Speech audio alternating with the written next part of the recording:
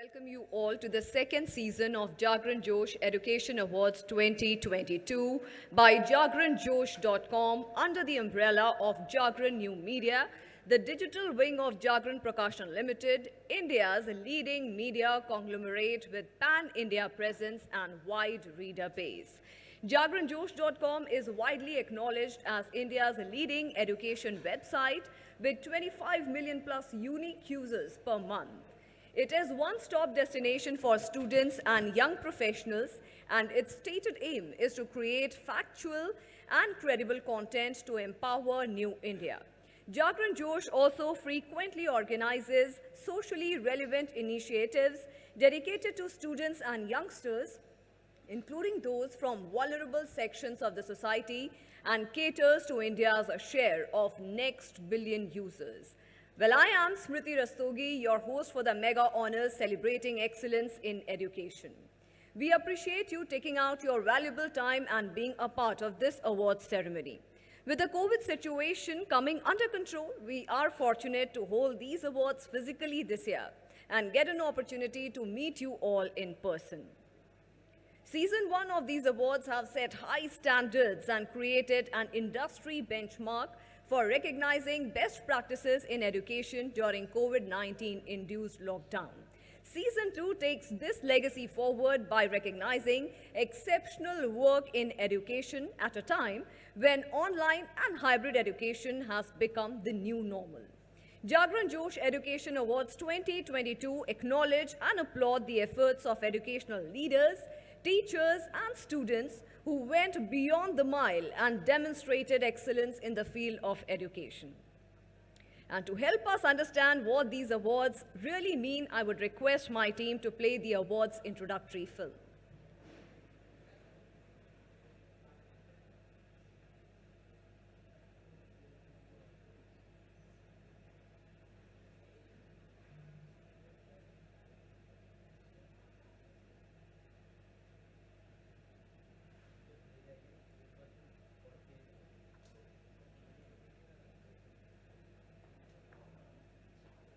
Well, these awards are really important to all of us as we are celebrating excellence in education. We are Jagran New Media welcomes you to the Season 2 of Jagran Josh Education Awards, an awards concept that continues to bridge the gap between conventional and innovative ways of teaching and learning. Today we celebrate and honor the heroes who went beyond the mile during the new normal to create inspirational stories of excellence in education. 3 award categories, 15 subcategories, and 750 plus nominations from students, educators, and educational leaders from all over the country. From community service initiatives, creative pursuits on social media, to innovations on science and technology, these awards go beyond the academic boundaries and also celebrate the extracurricular achievements of our stars and unsung heroes who created inspirational stories during times of change. An eminent panel of jurists from premier educational institutions and higher education institutions of global repute have painstakingly assessed the finalists in each award category. The winners have been chosen based on the jury decision and audience votes. In this season, Jagran New Media is also recognizing the contributions of select educational institutions through a set of special awards. As the world of education wakes up to the new normal, our winners along with finalists represent the undying spirit of students and teachers who were unstoppable during and after the pandemic. Let's come together to celebrate the achievements of stars from the education ecosystem who are inspiring the future generations. Jagran Josh Education Awards 2022, because some stories need to be told.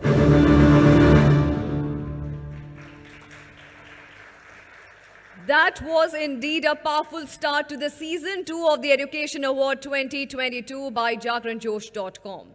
Now, before we move ahead, I would like to thank our sponsors, our associate sponsors, Redmi and Sophos, travel partner Air Asia, networking partner Ku, retail partner Chroma, for making this beautiful evening possible and helping us celebrate the stories of excellence in education. Let me give you a brief on Coup.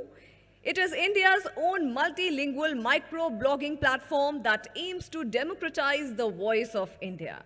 I would now request my team to kindly play the introductory audio-visual clip on our networking partner, Coup. India, a land of 1 billion people, communicating and expressing in over 100 languages and thousands of dialects. Half of India is online and the other half is catching up fast. Yet, there was no social media platform that helped people connect and express themselves in their own languages, denying the majority in India a chance to express freely. Unfair? We thought so too. That's why we built Coup, India's very own social media platform, built to empower people online by helping them to connect with each other, to express themselves freely in a language of their choice. Experienced by over 15 million already, including the who's who of India, who are using Coup to directly connect with the majority of India, going beyond the English language. Built to break down all barriers of expression, Coup echoes the real voice of India. Here, connections are made easily with no judgments or inhibitions. Coup celebrates diversity, creativity, and quirks, connecting you to people like you. A social media app for everyone, not just a few. That inspires and empowers. Made in India, for the world. We are Coup.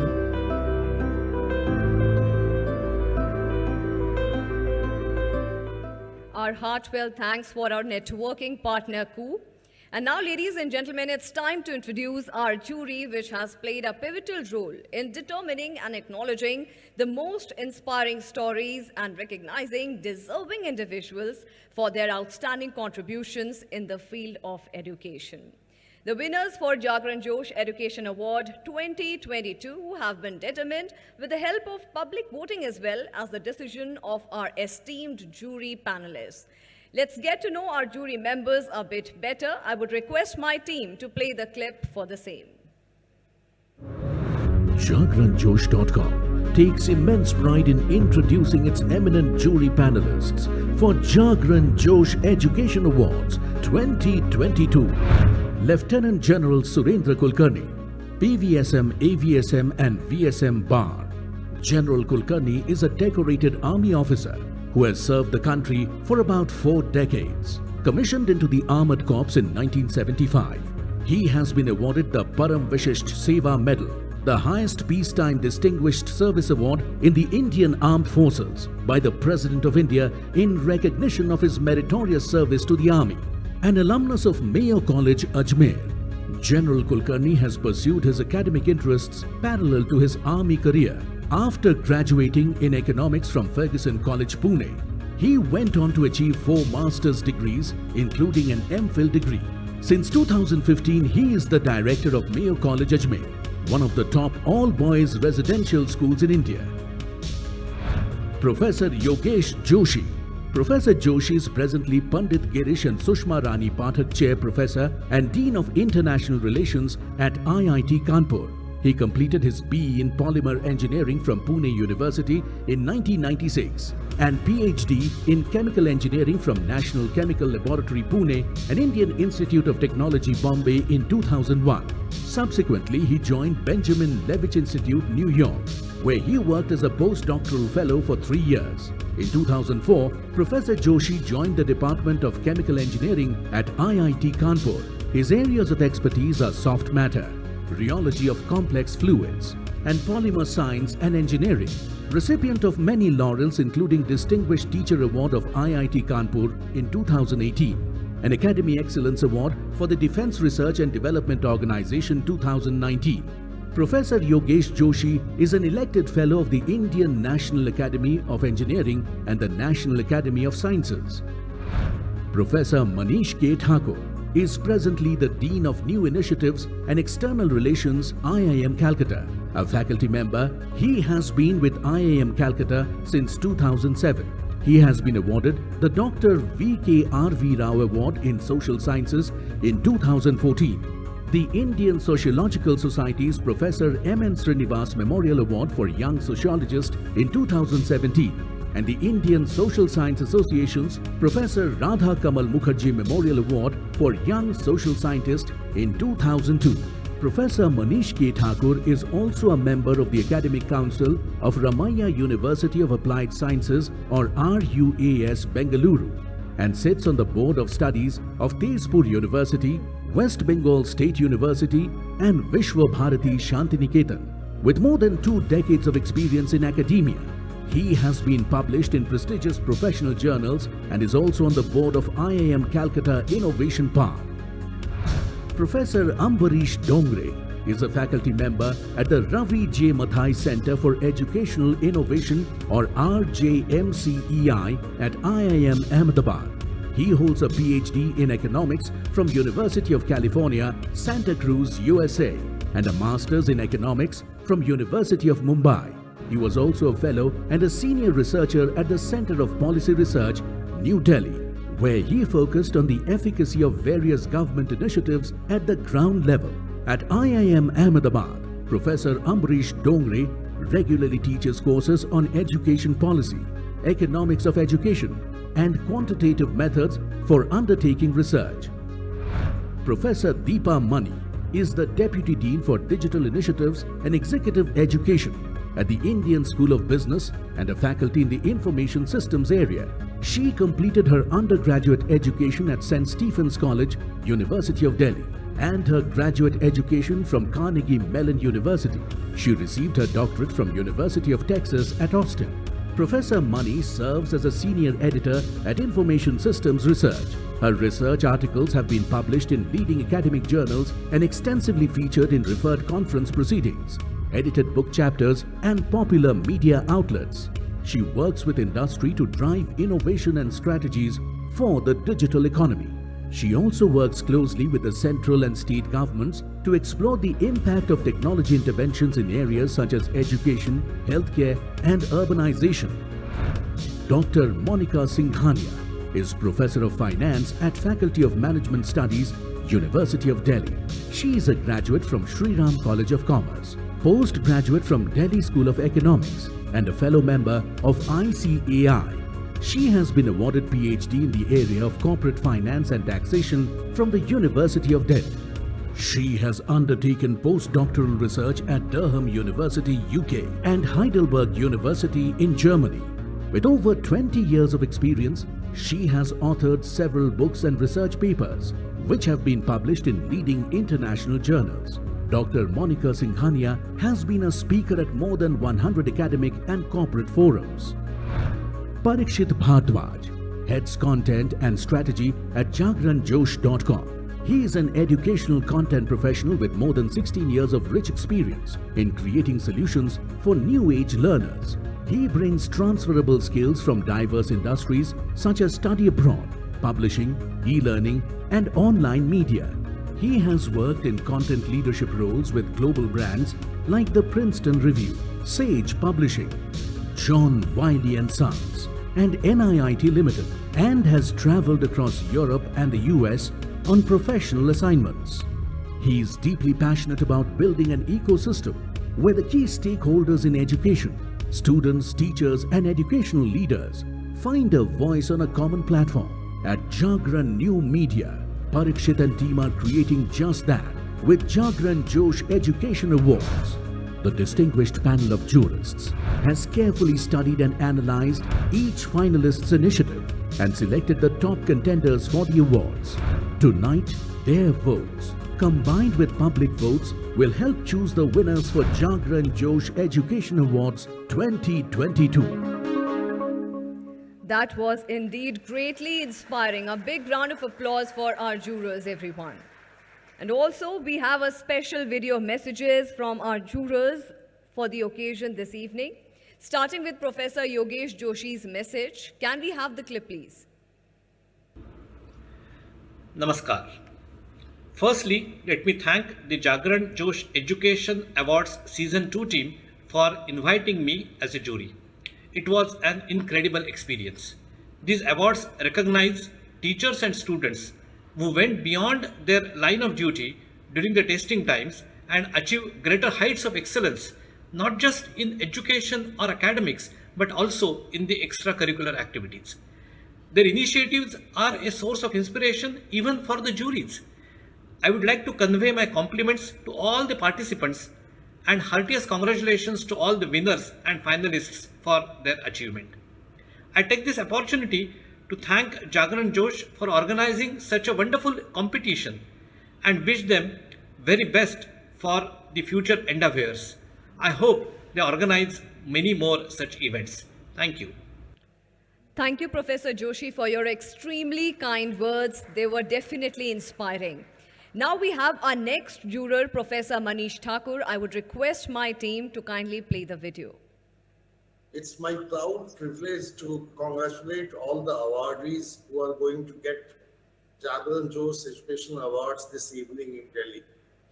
As a member of the jury, I have been impressed by the type of work and the range of activities that they have been doing in different parts of the country. And some of them have walked the extra mile despite the challenges that the pandemic had brought to all of us. And I am also impressed by some of these leaders and innovators who have been inspiring many others in the field of education. I would also like to take this opportunity to congratulate the Dainik Jagran Media Group for having taken this initiative. I know that they instituted these awards last year, and this is the second edition of the awards. I'm sure that the Dainik Jagran Group will continue with these awards in the years to come. I wish them all the success, and I wish them and their endeavor the success in future. And also, I would have loved to be there this evening for the award ceremony, but given my other engagements, I will not be able to make it, so I regret that. But my success, my sentiments, my greetings are with them, with the awardees and the Dainik Jagran Media Group. Thank you so much. Thank you, Professor Thakur, for sharing your thoughts and your warm wishes. And now, ladies and gentlemen, it's time for our next video message from our third juror, Professor Singhania. I would request my team to kindly play the video clip.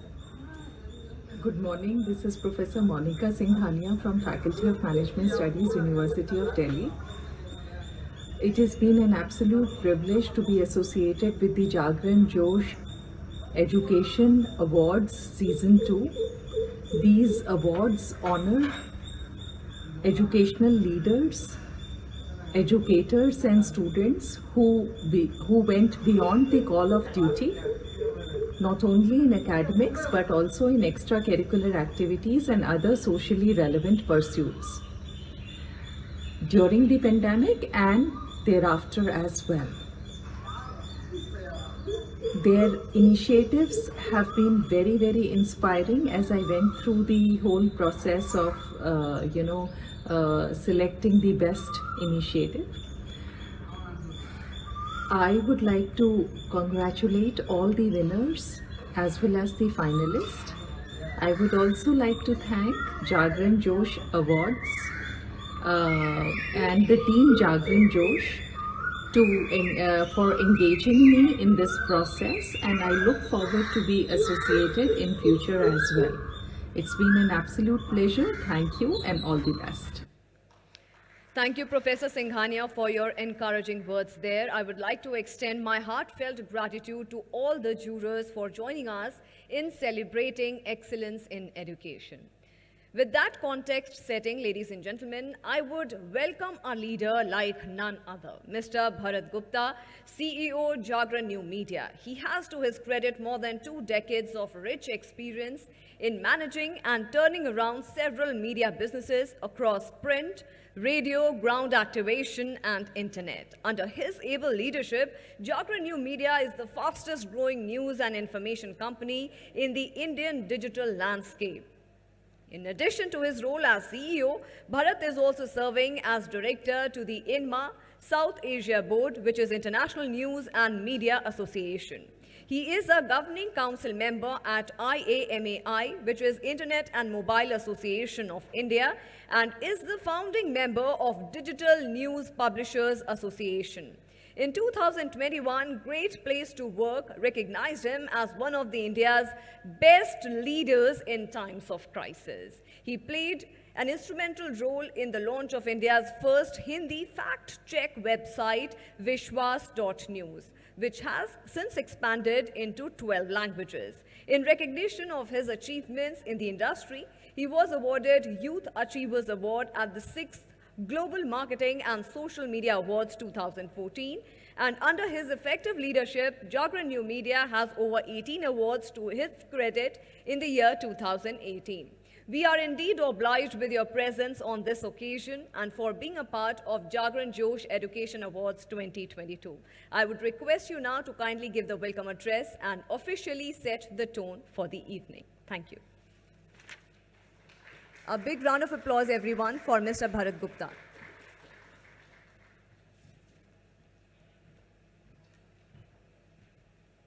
Thank you so much. Good evening, everyone. Welcome to the second edition of JagranJosh.com Awards.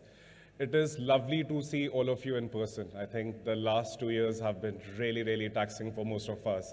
And as a country, as a family, as a company, each one of us has gone through a tremendous journey.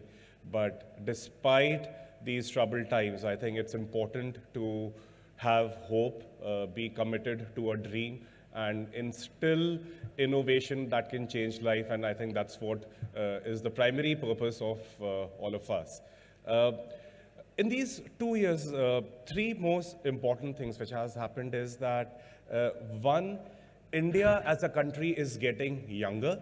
So 70% of Indian population is under 35. 2, the penetration now stands at 55%, which makes India the second largest internet population. And 3, that the technology, the revolution which this technology is introducing in terms of democratization of information. So how does our country shape up? And I think while there are tremendous opportunities, the real need of the hour is turning into an inclusive and progressive society. And that's what we aspire at Jagran New Media, to produce credible and factual content that provides knowledge, that and weaves the society into an inclusive and progressive society. I think at the same time, we realize that different audiences want to consume content differently. And that's when we thought that we need to move away from news into education, into health, into women, so that we are able to understand our audiences and introduce a deeper purpose, a better connect. And that's where Jagran Josh came in. It helps us to cater to the youth of India, the future of India, and helps them to take life decisions on where are the jobs, how do I prepare, what are the new technologies, what are the new courses. And a platform like this is designed to recognize the great efforts which are going in, the great ideas which are coming in, and how people are collaborating not only in India but globally to change this world. And today I'm proud to say that JagranJosh.com is over 25 million users per month, and it's growing, and the community is becoming stronger.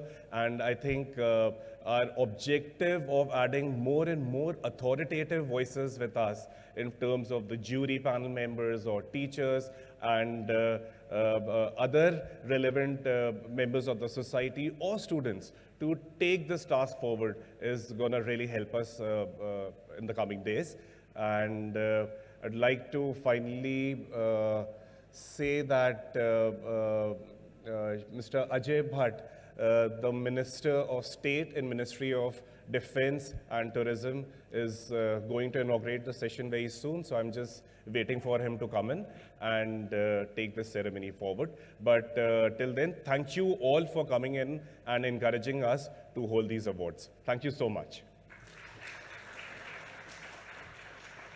Thank you so much, Mr. Bharat Gupta. Those were really very encouraging words. And as Bharat has very rightly told us that the minister will be here, our chief guest will be here in a short while from now. And now, ladies and gentlemen, the panel discussion which we will be having in the second part of the event. Let me introduce the panelists, but before that, the topic of the panel discussion, which is very pertinent. The topic is developing skills for the 21st century, empowering India's youth to take on the future. And for this, we have our eminent panelists who will be here for the panel discussion. Let me introduce Dr. Madhu Chitkara, Pro-Chancellor, Chitkara University, Punjab and Himachal Pradesh. She is a seasoned academician and an entrepreneur. I beg your pardon, edupreneur. Dr. Chitkara co-founded Chitkara Educational Trust in 1998 with a vision to impart quality education to seekers of the region. Under her leadership, the group has transformed into a trusted educational brand with 2 universities and 2 schools. A big round of applause for Dr. Madhu Chitkara. I would request you to kindly come and say a few words here.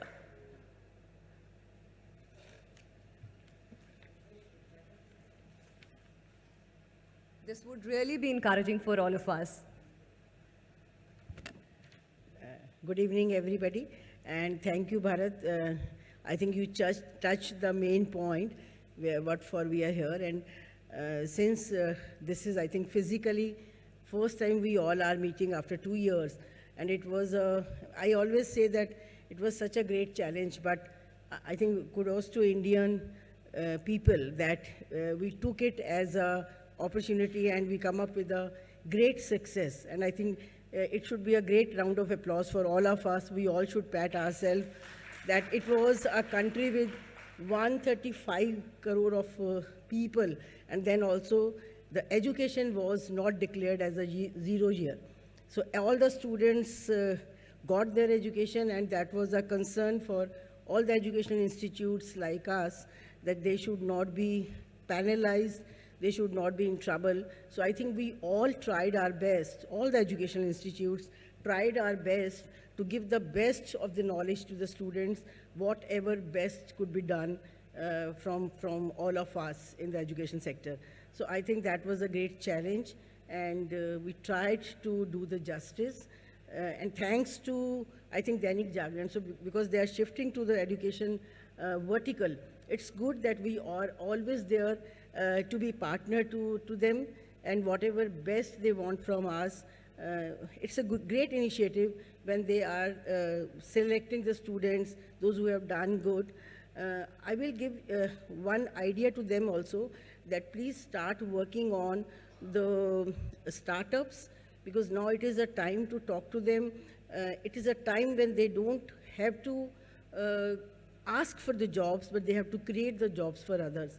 So now they should not be job seekers, but job creators. And for that, I think people like Dainik Jagran can help them out. They need seed money.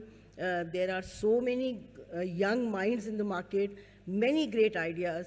I will give you one example, that when we were talking to the startups, and more than 250 startups are working in our incubation centers, and they have tremendous ideas which is beneficial to the society. So I think we all should take the pledge today that now it is a time to help them out, and it will be a great service to the nation.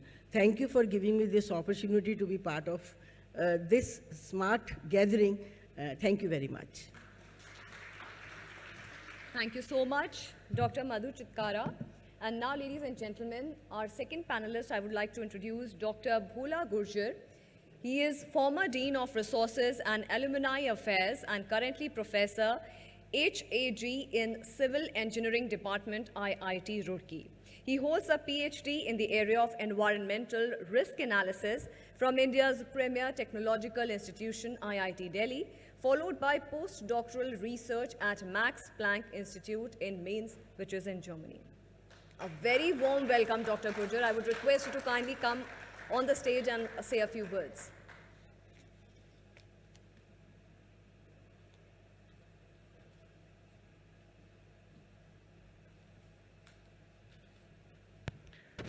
Thank you, Parikshit ji and Gupta ji and whole team of Jagran Josh for inviting me. I recall in the first edition we were together to start with it, and it is evolving in such a nice way that all of us are together and celebrating in a big way. The 21st century's skills remind me of thinking in a different way. We are not going to solve problems with the same framework of the mind which is creating some problems. Only small example I would like to quote here. You might be knowing about Sridhar Vembu, the distinguished alumnus awardee of IIT Madras and Padma Shri also. He has, taken his headquarters from New York to a small village in India. So these are the new trends, basically, of to achieve the sustainable life and to lead the life which is eco-centric, I would say, so that we can solve many problems in a different way. So let's see how things, move further. And I wish you all the best to awardees as well as the jury and all the audience. Thanks a lot. Thanks a lot, Dr. Bhola Gurjar. And now, Mr. Ashok Pandey, Director, Alcon Group of Schools. Mr. Ashok Pandey is the Director of Alcon Group of Schools. He is the recipient of Extraordinary Leadership Award 2021 by the Education World, listed by the Forbes India 2020 among the 100 top people managers. To sum up, he is a renowned school principal, author, speaker, researcher, and facilitator. A very warm welcome to Mr. Ashok Pandey. Ladies and gentlemen, a huge round of applause. Mr. Pandey, I would request you to kindly come and say a few encouraging words.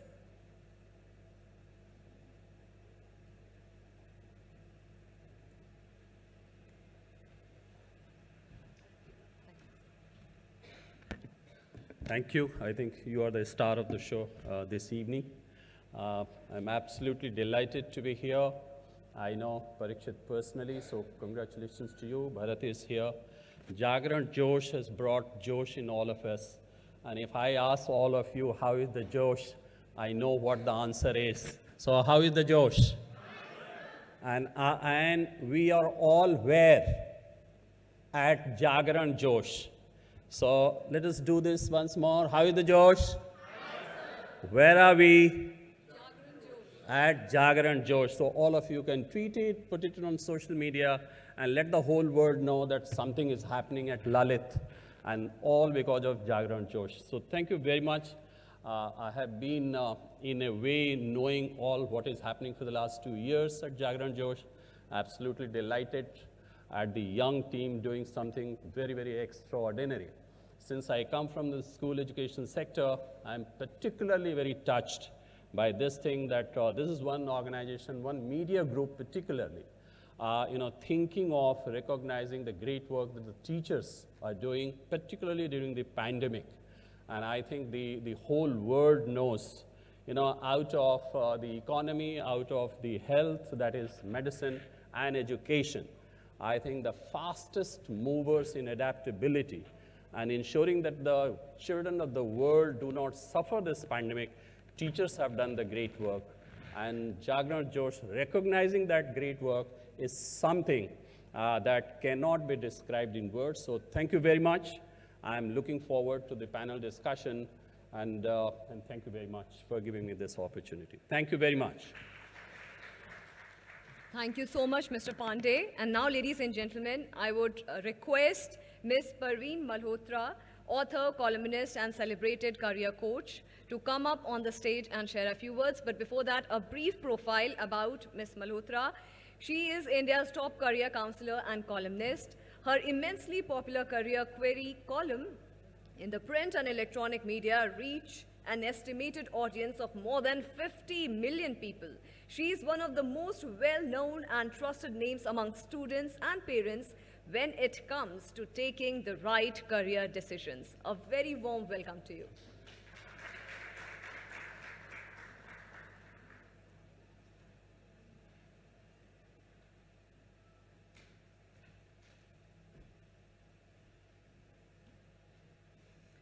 Hi everyone.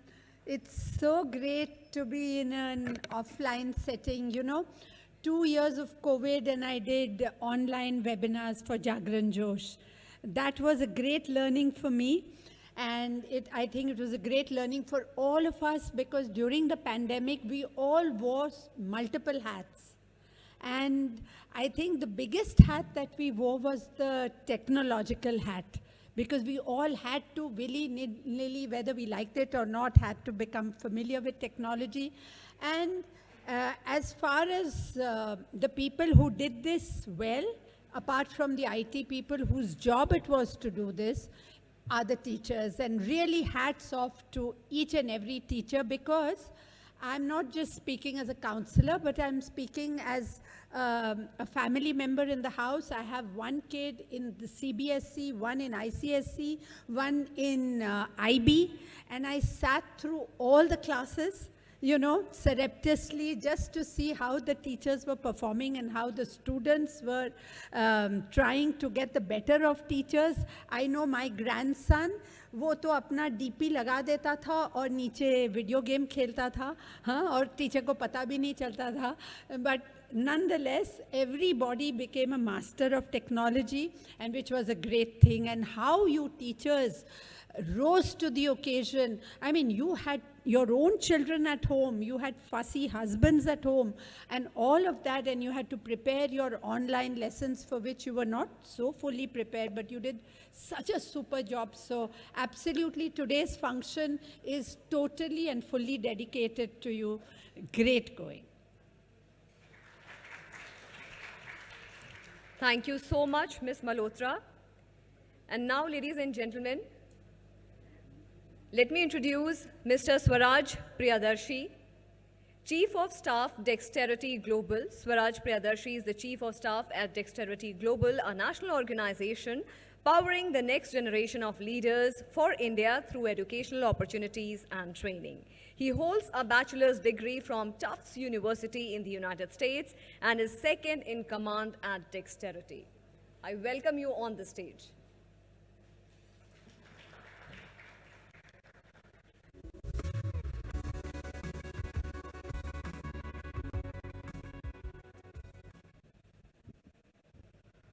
Thank you so much for inviting me for this. I am quite young to be on this panel, on this esteemed panel, but thank you for finding me worthy enough. When I walked into the room, the first thing I saw was education, and the second thing I saw was leadership. And that really fired me up because that's what we need today. That's what this country needs today. And this is where leadership belongs, right next to education. So this is what we have seen in the last few months, and this is what Jagran Josh has brought together, leadership. And the organization that I happen to serve, Dexterity Global, that's what we talk about. If there is one thing that we can do for India, it is we can bridge the gap between our education and leadership. We can enable more young people, not just to go to school, from middle school to high school, and from high school to college. We can enable them to identify what is it that they can contribute to this nation. And that's what we need today, and that is what I think all of you are epitome of, and I'm truly incredibly honored to be here, and I'm looking forward to learn quite a lot. Thank you so much. Thank you so much. And now, ladies and gentlemen, let me take this honor of inviting on the stage Mr. Parikshit Bharadwaj, who heads the content and strategy at jagranjosh.com. Parikshit will be moderating the panel discussion, and also he is one of the jurors for the awards. A very warm welcome, Parikshit, to you also.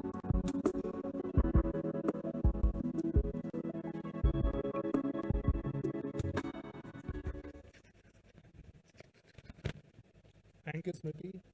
It's an honor to be present here and to be the moderator of this August panel discussion.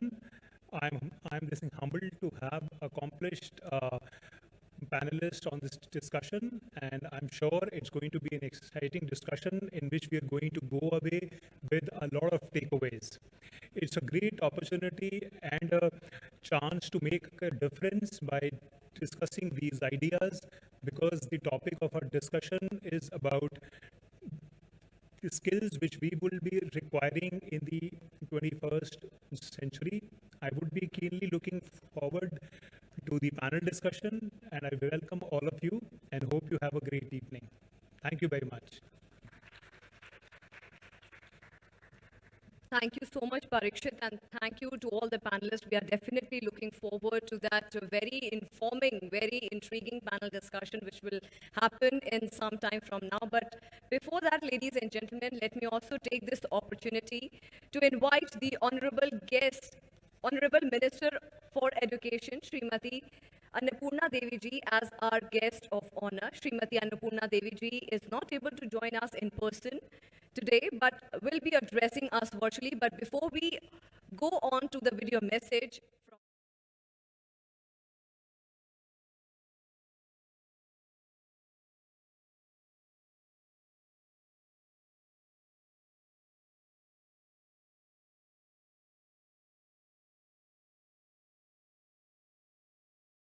इसके बाद एक साल बाद ही हुए विधानसभा चुनाव में अन्नपूर्णा जी ने जीत दर्ज की और दूसरी बार जीतने के बाद अविभाजित बिहार सरकार में वो मंत्री बनी।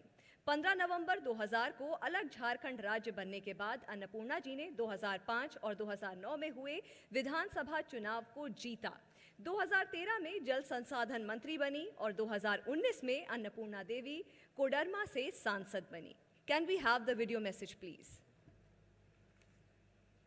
नमस्कार, अभिनंदन। दैनिक जागरण समूह का, जिन्होंने शिक्षा के क्षेत्र में अभिनव और लाभकारी प्रयोग करने वाले शिक्षकों, छात्रों और शैक्षणिक संस्थानों को प्रतिष्ठा देने के लिए यह आयोजन किया है। जागरण जोश अवार्ड के प्रतिभागियों और विजेताओं को बधाई। आदरणीय प्रधानमंत्री श्री नरेंद्र मोदी जी देश की शिक्षा व्यवस्था को प्राचीन, समृद्ध भारतीय संस्कारों और परंपराओं से जोड़ते हुए वैश्विक और भविष्य की चुनौतियों, ज़रूरतों के अनुरूप सशक्त करने को प्रतिबद्ध है। राष्ट्रीय शिक्षा नीति उसी दिशा में उठाया गया एक दूरदर्शी और मजबूत कदम है। मैंने पाया है कि दैनिक जागरण का नियमित पृष्ठ जागरण जोश छात्रों को अध्ययन, रोजगार और शिक्षा के क्षेत्र में अभिनव प्रयोगों से अवगत कराने के लिए महती दायित्व का निर्वहन कर रहा है। काफ़ी हद तक मैं इसे नई राष्ट्रीय शिक्षा नीति के लिए जागरूकता उत्पन्न करने वाला एक मंच भी मानती हूँ। हमें गर्व और कृतज्ञता की अनुभूति होती है जब मैं यह देखती हूँ कि हमारे शिक्षक समुदाय ने अपने समर्पित प्रयासों से कोरोना महामारी से उत्पन्न कठिन परिस्थितियों और चुनौतियों को अच्छी तरह से संभाला है, ताकि महामारी छात्रों के भविष्य निर्माण में बाधा न बन सके। यही कारण है कि शिक्षकों को भी डॉक्टरों, नर्सों जैसे अन्य लोगों के साथ साथ कोरोना योद्धा की श्रेणी में माना गया। आदरणीय प्रधानमंत्री श्री नरेंद्र मोदी जी के नेतृत्व में भारत सरकार ऐसे समर्पित और निष्ठावान शिक्षकों और उनके नवोन्मेषी प्रयासों को प्रोत्साहित कर लगातार शिक्षा में नए प्रतिमान गढ़ रही है। राष्ट्रीय शिक्षा नीति इस दिशा में एक शानदार कदम है। प्रधानमंत्री जी के नेतृत्व में सतत शिक्षा को लेकर कई कारगर प्रोत्साहित करने वाले कदम उठाए गए हैं, ताकि इनोवेशन को बढ़ावा दिया जा सके और हर बच्चे को गुणवत्तापूर्ण शिक्षा मुहैया कराई जा सके। मुझे बेहद खुशी हो रही है दैनिक जागरण ग्रासरूट स्तर पर शिक्षा के क्षेत्र में उल्लेखनीय काम करने वाले शैक्षणिक संस्थानों, छात्रों और शिक्षकों को पुरस्कृत कर रहा है। जागरण जोश एजुकेशन अवार्ड शैक्षणिक संस्थानों, शिक्षकों और छात्रों के लिए भविष्य में प्रेरणा का स्रोत बनेगा और उन्हें लगातार बेहतर करने के लिए प्रोत्साहित करेगा। संयोग से यह कार्यक्रम वासंती नवरात्र और हिंदू नववर्ष की पूर्व संध्या पर आयोजित हो रहा है। मैं आप सबको हिंदू नववर्ष और वासंती नवरात्र की शुभकामनाएं प्रेषित करते हुए इस आयोजन की सफलता की कामना करती हूँ। आदरणीय प्रधानमंत्री श्री नरेंद्र मोदी जी कल यानी 1 अप्रैल को परीक्षा पे चर्चा के माध्यम से 10वीं और 12वीं की बोर्ड परीक्षाओं में शामिल हो रहे छात्र छात्राओं को तनाव से मुक्त होने और आत्मविश्वास बढ़ाने का मंत्र देंगे। मुझे पूर्ण विश्वास है कि दैनिक जागरण प्रधानमंत्री जी के इस पहल को आगे बढ़ाने में भरपूर सहयोग करेगा। मुझे खेद है कि मैं इस कार्यक्रम में शामिल नहीं हो सकी, लेकिन मैं अपनी ओर से विजेताओं और प्रतिभागियों को ढेर सारी बधाई प्रेषित करती हूँ और मेरी अपेक्षा है कि दैनिक जागरण समूह भविष्य में भी ऐसे कार्यक्रमों का आयोजन करता रहे और समाज में उत्कृष्ट मापदंड स्थापित करता रहे। धन्यवाद, आभार, जय Hind. I thank the Honorable Minister of State for Education, Srimati Annapurna Devi ji, for her inspiring words and for taking the time to address the Jagran Josh Education Awards ceremony. Ladies and gentlemen, in just a few minutes from now, our chief guest for the event, Shri Ajay Bhatt ji, is going to arrive, and then we'll officially inaugurate the awards evening. Let me give a brief introduction of Ajay Bhatt ji. Shri Ajay Bhatt केंद्र सरकार में रक्षा मंत्रालय और पर्यटन मंत्रालय में राज्य मंत्री हैं। वो नैनीताल उधम सिंह नगर से सांसद भी हैं। 2017 में राज्य चुनावों से पहले उत्तराखंड विधानसभा में विपक्ष के नेता के रूप में कार्यरत थे। उन्होंने एक मंत्री के रूप में उत्तराखंड सरकार में कई विभागों को संभाला है। उत्तराखंड में श्री अजय भट्ट जी बतौर मंत्री कई विभाग संभाल चुके हैं और उत्तराखंड में कैबिनेट मंत्री स्वास्थ्य आपदा प्रबंधन भी रहे हैं। वो भारत सरकार की कई समितियों जैसे रक्षा संबंधी स्थायी समिति और सदस्य, सलाहकार समिति, स्वास्थ्य और परिवार कल्याण मंत्रालय से जुड़े रहे हैं। Ladies and gentlemen, in just a few minutes from now, we will be officially inaugurating the event as soon as the chief guest for this evening, Mr. Ajay Bhatt ji, arrives.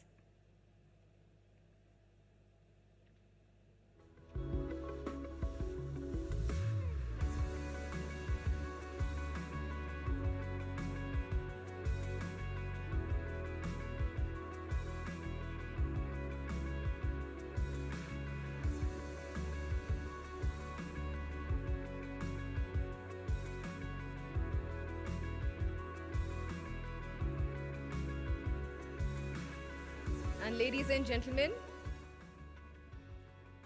the chief guest has arrived. Shri Ajay Bhatt ji is here.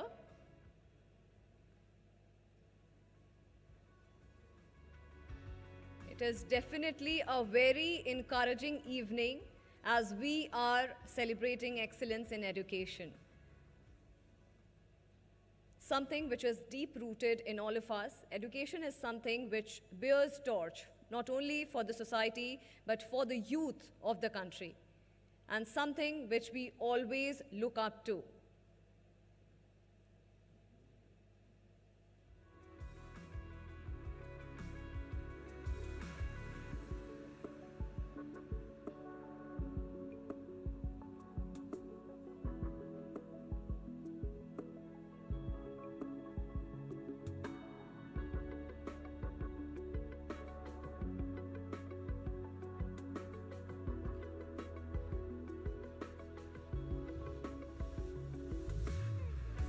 We could have started a quick chit chat with our winners, with everyone in the auditorium, in the hall.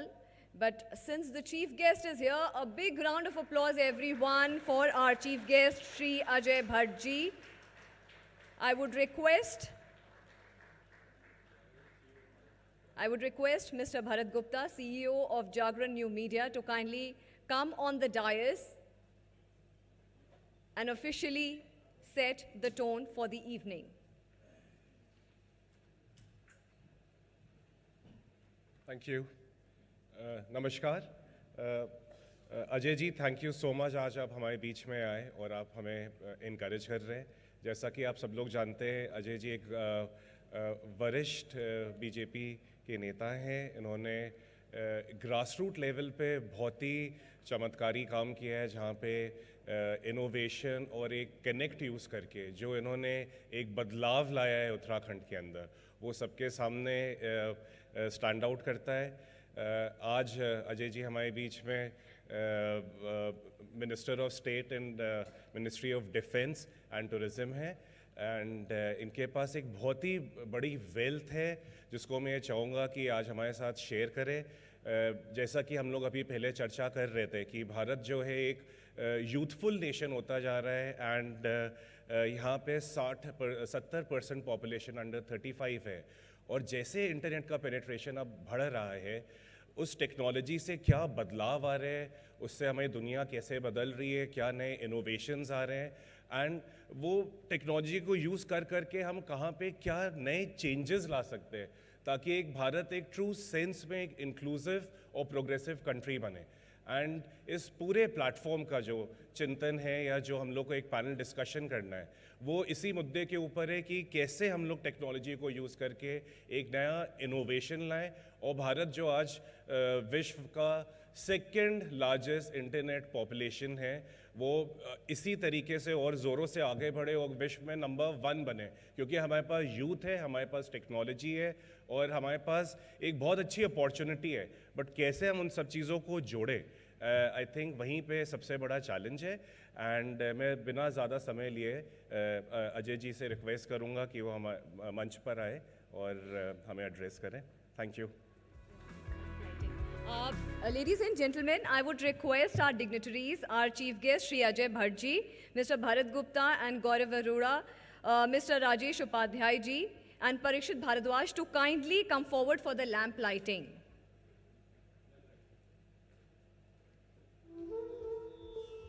Mr. Gaurav Arora, Mr. Rajesh Upadhyay.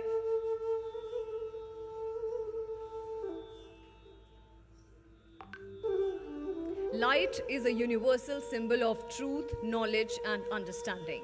It acts as a guide and keeps us from stumbling in the dark. On that note, ladies and gentlemen, we hope that this light helps us in finding our paths towards our meaningful endeavors.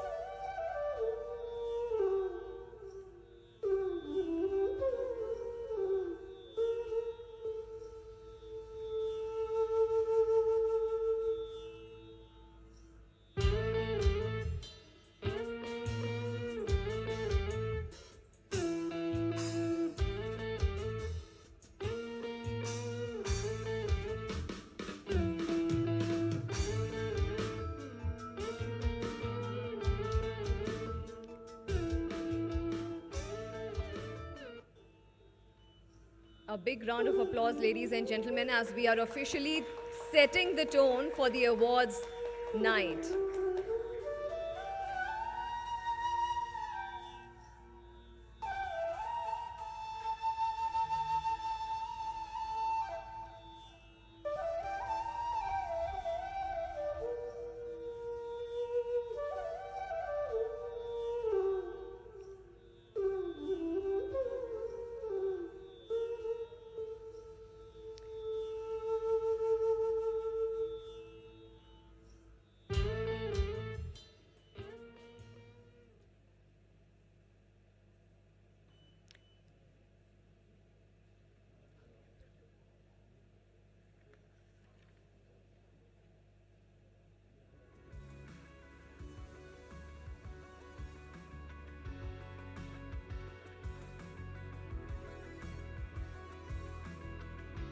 Thank you, everyone. And now I would request Mr. Bharat Gupta to kindly present a shawl and tulsi plant to our chief guest, Shri Ajay Bhatt ji.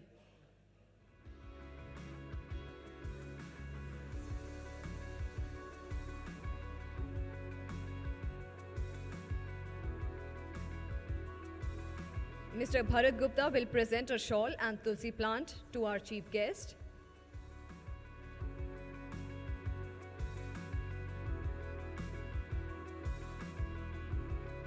I would request the dignitaries to come up on the dais.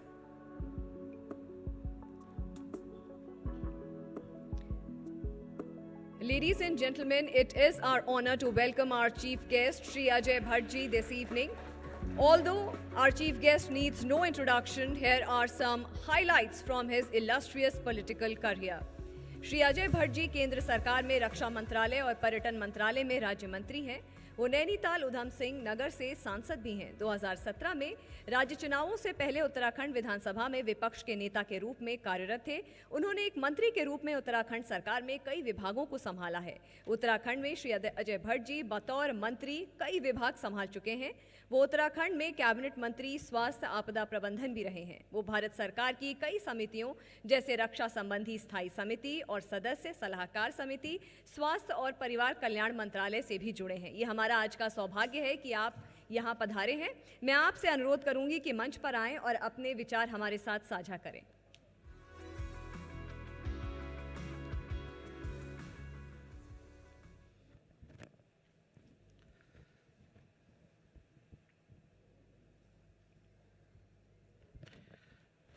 Bharat माता की जय। Jagran news media के CEO Shri Bharat Gupta ji और Jagran new media के editor in chief Shri Ganesh Upadhyay ji, सम्मानित jury के सदस्यगण, देश के अग्रणी शैक्षिक संस्थान शिक्षक व उपस्थित सम्मानित सभी सज्जन भाइयों बहनों, मैं अपने को बहुत सौभाग्यशाली समझता हूँ कि दैनिक जागरण जोश अवार्ड में मुझे आने का मौका मिला। कभी कभी ऐसा होता है कि आदमी कोई ऐसा कार्यक्रम नहीं होता है, वहाँ भी अपने आप खींच के चले जाता है, और कभी कभी बहुत दिव्य भव्यता होती है, कार्यक्रमों में जाना होता है, आप नहीं जा पाते हैं। अभी थोड़ी देर पहले हाउस ख़त्म हुआ है और एक ऐसा रहता है जब फंक्शन में जाते हैं तो दिन भर के कपड़े बदल लो, वो बिल्कुल बैठने में यूँ हो जाते हैं, फलाने हो जाते हैं, एक साइकोलॉजी होती है। तो मैंने अपने PS हैं उनसे कहा कि 2 मिनट हाथ मुख तो धो लें घर जाके। उनका नहीं साहब, टाइम ही नहीं है, आपको तो बहुत पहले जाना चाहिए था। हमने कहा चलो ये तो ऊपर वाले की मर्जी है, यहाँ लाना होगा और आज ही आना होगा। समय यही फिक्स था, नहीं तो 6 बजे बोल रहे थे, क्योंकि हमारे वहाँ कहा गया है एवरीथिंग इज प्री डेस्टिन। आप सब जानते हैं कि सब पूर्व निर्धारित है। बहुत अच्छा कार्यक्रम आपका है। और फिर जो हमारा प्रेस जगत है पूरा, वो तो एक आधार है लोकतंत्र का, हमारा एक बहुत ही, जिसे चौथा स्तंभ कहते हैं, और वास्तव में बहुत चीज़ें हैं। मैं अपने से शुरू करता हूं। अगर किसी ने कोई गड़बड़ करी, राजनेता ने या समाज के किसी व्यक्ति ने, करारी चोट। किसी ने अच्छा करा, उसकी खूब तारीफ। कोई विशेष काम कर रहा हो समाज में तो उसको ऊपर उठाना अपने आप उठता है, आपने देखा होगा। और किसी ने बहुत गलत काम कर दिया, देश के अहित में, राष्ट्र के विपरीत या कोई अन्य काम, तो वो नीचे बैठ जाएगा हमेशा के लिए। कुछ चीज़ें तो सरकारों को तक पता नहीं होती हैं जो प्रेस को पहले पता लगती हैं।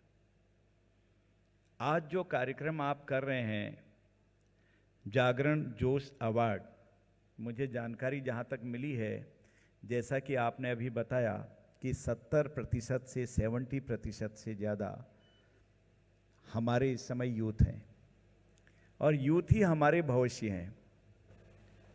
मैं आपको सच बता रहा हूँ, यहाँ पर बोलने में कोई गुरेज नहीं है। ऊपर वाला ऐसा है ना, कोई इसमें, आप कोई हिंदू होंगे तो दूसरे देवता को मानते होंगे, कोई अगर अल्पसंख्यक भाई होंगे तो वो मोहम्मद साहब को या कोई और मानते होंगे, कोई क्रिश्चियन होंगे तो वो और मानते होंगे, जीसस क्राइस्ट या जो भी मानते होंगे अपने अपने। या फिर हमारे कोई सिख भाई होंगे तो वाहिगुरु को मानते होंगे। लेकिन ये कुछ चीज़ें ऐसी हैं जीवन की, सब फिक्स करी हुई हैं। वो अपने आप ले जाता आपको जहाँ जाना होगा। जैसे आप प्रेस में कई लोग आए हैं, पत्रकार बने हैं, मुझे बड़ी शौक थी, मैंने लिखा भी पहले बहुत, मैं कॉलम भी लिख रहा था। आपके दैनिक जागरण में मेरा एक कॉलम राष्ट्रीय, उसमें 2 साल पहले छपा था। मुझे गवर्नर आजकल हैं वहाँ के पश्चिम बंगाल के बॉम्बे के, महाराष्ट्र के भगत सिंह कोश्यारी जी, उन्होंने कहा यार अजय तुम ऐसे ही बोलते हो पतली आवाज़ में, क्या तू लिखता भी है क्या? मैंने कहा हाँ भाई साहब मैं बहुत पहले से लिखता हूँ, थोड़ा बहुत, अब जो समय नहीं मिल रहा जब से राजनीति में आया। अच्छा तेरा चित्र लगा है यार इसमें। मैंने कहा अच्छी तरह पहचानने वाला है कैसा? नहीं नहीं साफ दिखाई दे रहा है। मेरी इच्छा तो थी कि मैं लिखूं, पत्रकार बनूं, सारी चीज़ें लिखें, अच्छा लगता था कि हम एक अंदर से हीरोइज्म लगता था कि हम उघाड़ के रख रहे हैं बातों को, चिथड़े कर देंगे जो गलत कर रहा है, एक अंदर से एक वो हुक जैसी रहती थी। लेकिन भाग्य ने कहाँ पलटा खाया। मैंने कभी टिकट नहीं मांगा। मैं आज आपसे, सब प्रेस के लोग हैं, एक प्रभु की ऐसी कृपा रखी है, उन्होंने ऊपर वाले ने मांगा ही नहीं। 96 में बच्चे सिंह रावत जी एक डिफेंस मिनिस्टर रहे यहाँ MOS, उनको टिकट मिला और उसके बाद विधायक हट गए। वो तो मुझसे कहा नहीं आप विधायक का यहाँ है ही नहीं, जबकि विपरीत परिस्थितियों में सामाजिक समीकरण थे। मुझको रानीखेत एक जगह है, अगर आपको पता होगा, डिस्ट्रिक्ट अल्मोड़े में, अगर आपने कोई an autobiography of A Yogi book पढ़ी हो, योगी कथामृत, तो उसमें जिस केप का जिक्र है वो रानीखेत के पास है, पांडखोली में। आज दुनिया पागल होती है उस केप को देखने के लिए। तो मुझे कहा कि इसी को लड़ाओ। मैं वकालत करने वाला, मेरी पत्नी वकालत करने वाली, मेरे बच्चे वकालत करने वाले। तो मैंने कहा कहाँ लड़ा दिया, सूंठ में रहते थे, सूटेड वोटेड। और जब मेरा नाम आ गया तो मुझे एक नैनवाल जी हैं दिल्ली में, उन्होंने कहा आपका नाम चर्चा में है। मैंने कहा मेरा कैसे, टिकट तो मांगा नहीं। उन्होंने कहा पता नहीं यार, बड़ी तेजी से बाहर हवा आ रही कि अजय भट्ट कौन है वहाँ। मैंने कहा ऐसे कैसे हो गया, थोड़ा सोचते रहा। मैंने कहा वैसे ही चल गया होगा। और दूसरे दिन अखबार में आ गया। मैं ऊपर वाले की कृपा बता रहा हूँ। मैं इसलिए जो यूथ जिनको अवार्ड मिल रहा है उनके लिए विशेष बोल रहा हूँ कि प्रभु कहाँ ले जाएंगे पता नहीं है।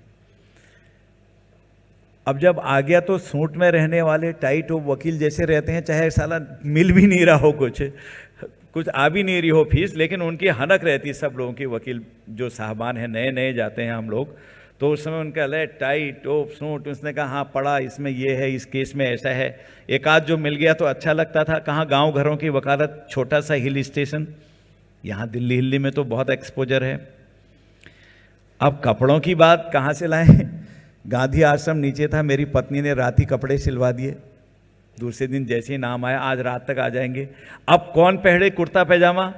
हमको तो शर्म लगती थी, कभी पहना ही नहीं, या तहमत पहना, शाम को सोते समय ऊपर से कोई वो डाल लिया, तब घर में रहे। अब कुर्ता पैजामा पहन के बाहर कहाँ जाए? जैसे ऐसे नहीं डालते, क्या हो रहा आपको, यूँ नहीं फेंकते बच्चे को। जब भीड़ लगी थी बाहर, जय जय हो रही थी, तो मुझे आज भी याद आता। मैंने कहा मैं बाहर ये सब कुर्ता पैजामा, अरे उन्होंने कहा कुर्ता पैजामा, मैंने कहा मुझे झेप सी लग रही है, साइकोलॉजिकली मैं वीक समझ रहा हूँ। ऐसे पकड़ा अंदर से, यूँ मारा बाहर को, जाइए बाहर जाइए। और बाहर गए और तब से लेकर आज तक कुर्ता पैजामा। आप कभी कभी सूट पहन लेते हैं, गर्मियों के दिन होते हैं तो बहुत सारी सूट है वकालत की। तो ईश्वर ने जो बना रखा है ऊपर वाले ने, वो जाता ही जाता है वहाँ। तभी मैंने कहा एवरीथिंग इज प्रीडेस्टाइन्ड, सब पूर्व निर्धारित है, कुछ भी कर लीजिए आप।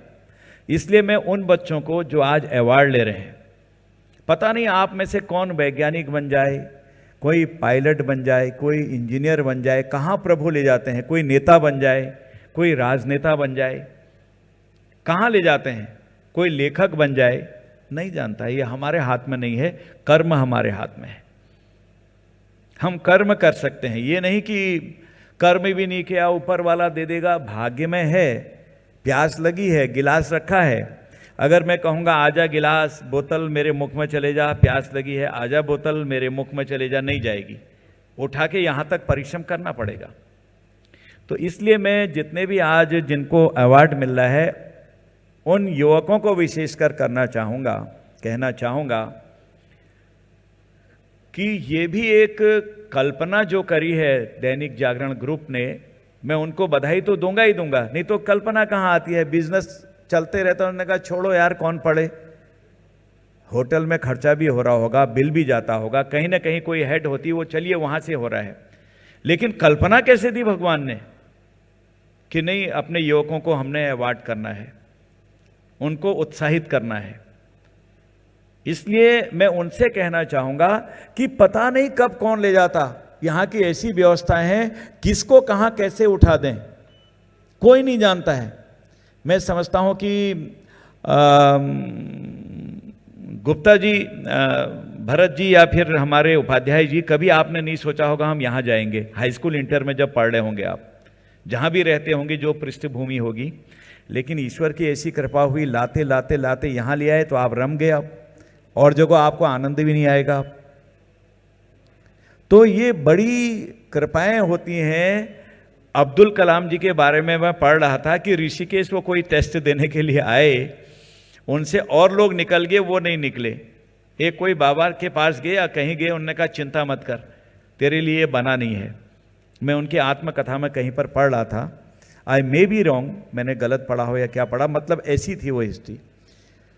तो पढ़ा तो आते आते आते देश के कहाँ DRDO से ऊपर गए, कहाँ साइंस एंड टेक्नोलॉजी से गए, और आज विश्व में आज अथॉरिटी बने हैं। अब आप देख रहे जितने रॉकेट वॉकेट जितने उड़ रहे हैं, आज उनकी कृपा है। पता नहीं भगवान कहाँ को पलट दे, किसी को कहाँ से कहाँ तक पलट दे। न्यूट्रन के बारे में साइंस के स्टूडेंट होंगे, कैसे सेव तो गिरते रहते हैं नीचे को, कैसे दिमाग में बात आ गई, कैसे क्या आ गई। कई चीजें ऐसी हैं। अब जहाज बना जो कहते हैं, वो तो पहला जहाज हमारे वहां बना बम्बई में, आते आते उसका श्रेय किसी दूसरे को मिल गया। कई चीजें तो भारत में हुई हैं, हमारे वेद शास्त्र तो भरे पड़े हैं इससे, कई चीजें हैं।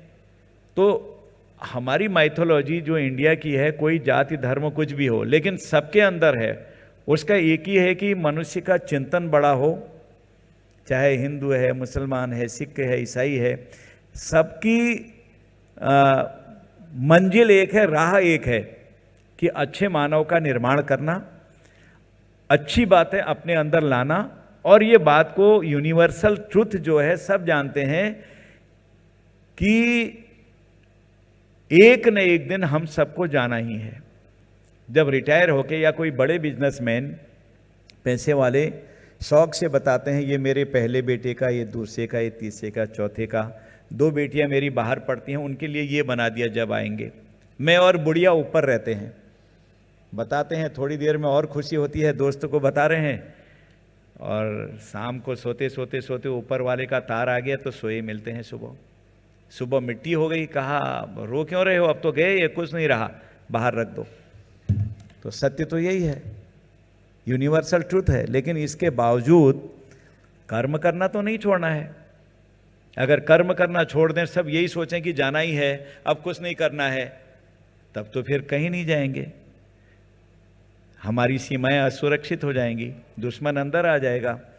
कोई आपसे जेलेसी रखता है तो वो कहेगा कहीं ना कहीं पर ठीक हो गया आप, अब देखते हैं इसको। क्योंकि अपना दुख अगर आप किसी को बताएंगे, दुनिया हंसेगी थोड़ी, कोई आपके ऊपर रहम करने वाला नहीं है। इसलिए हिम्मत से चलना पड़ता है।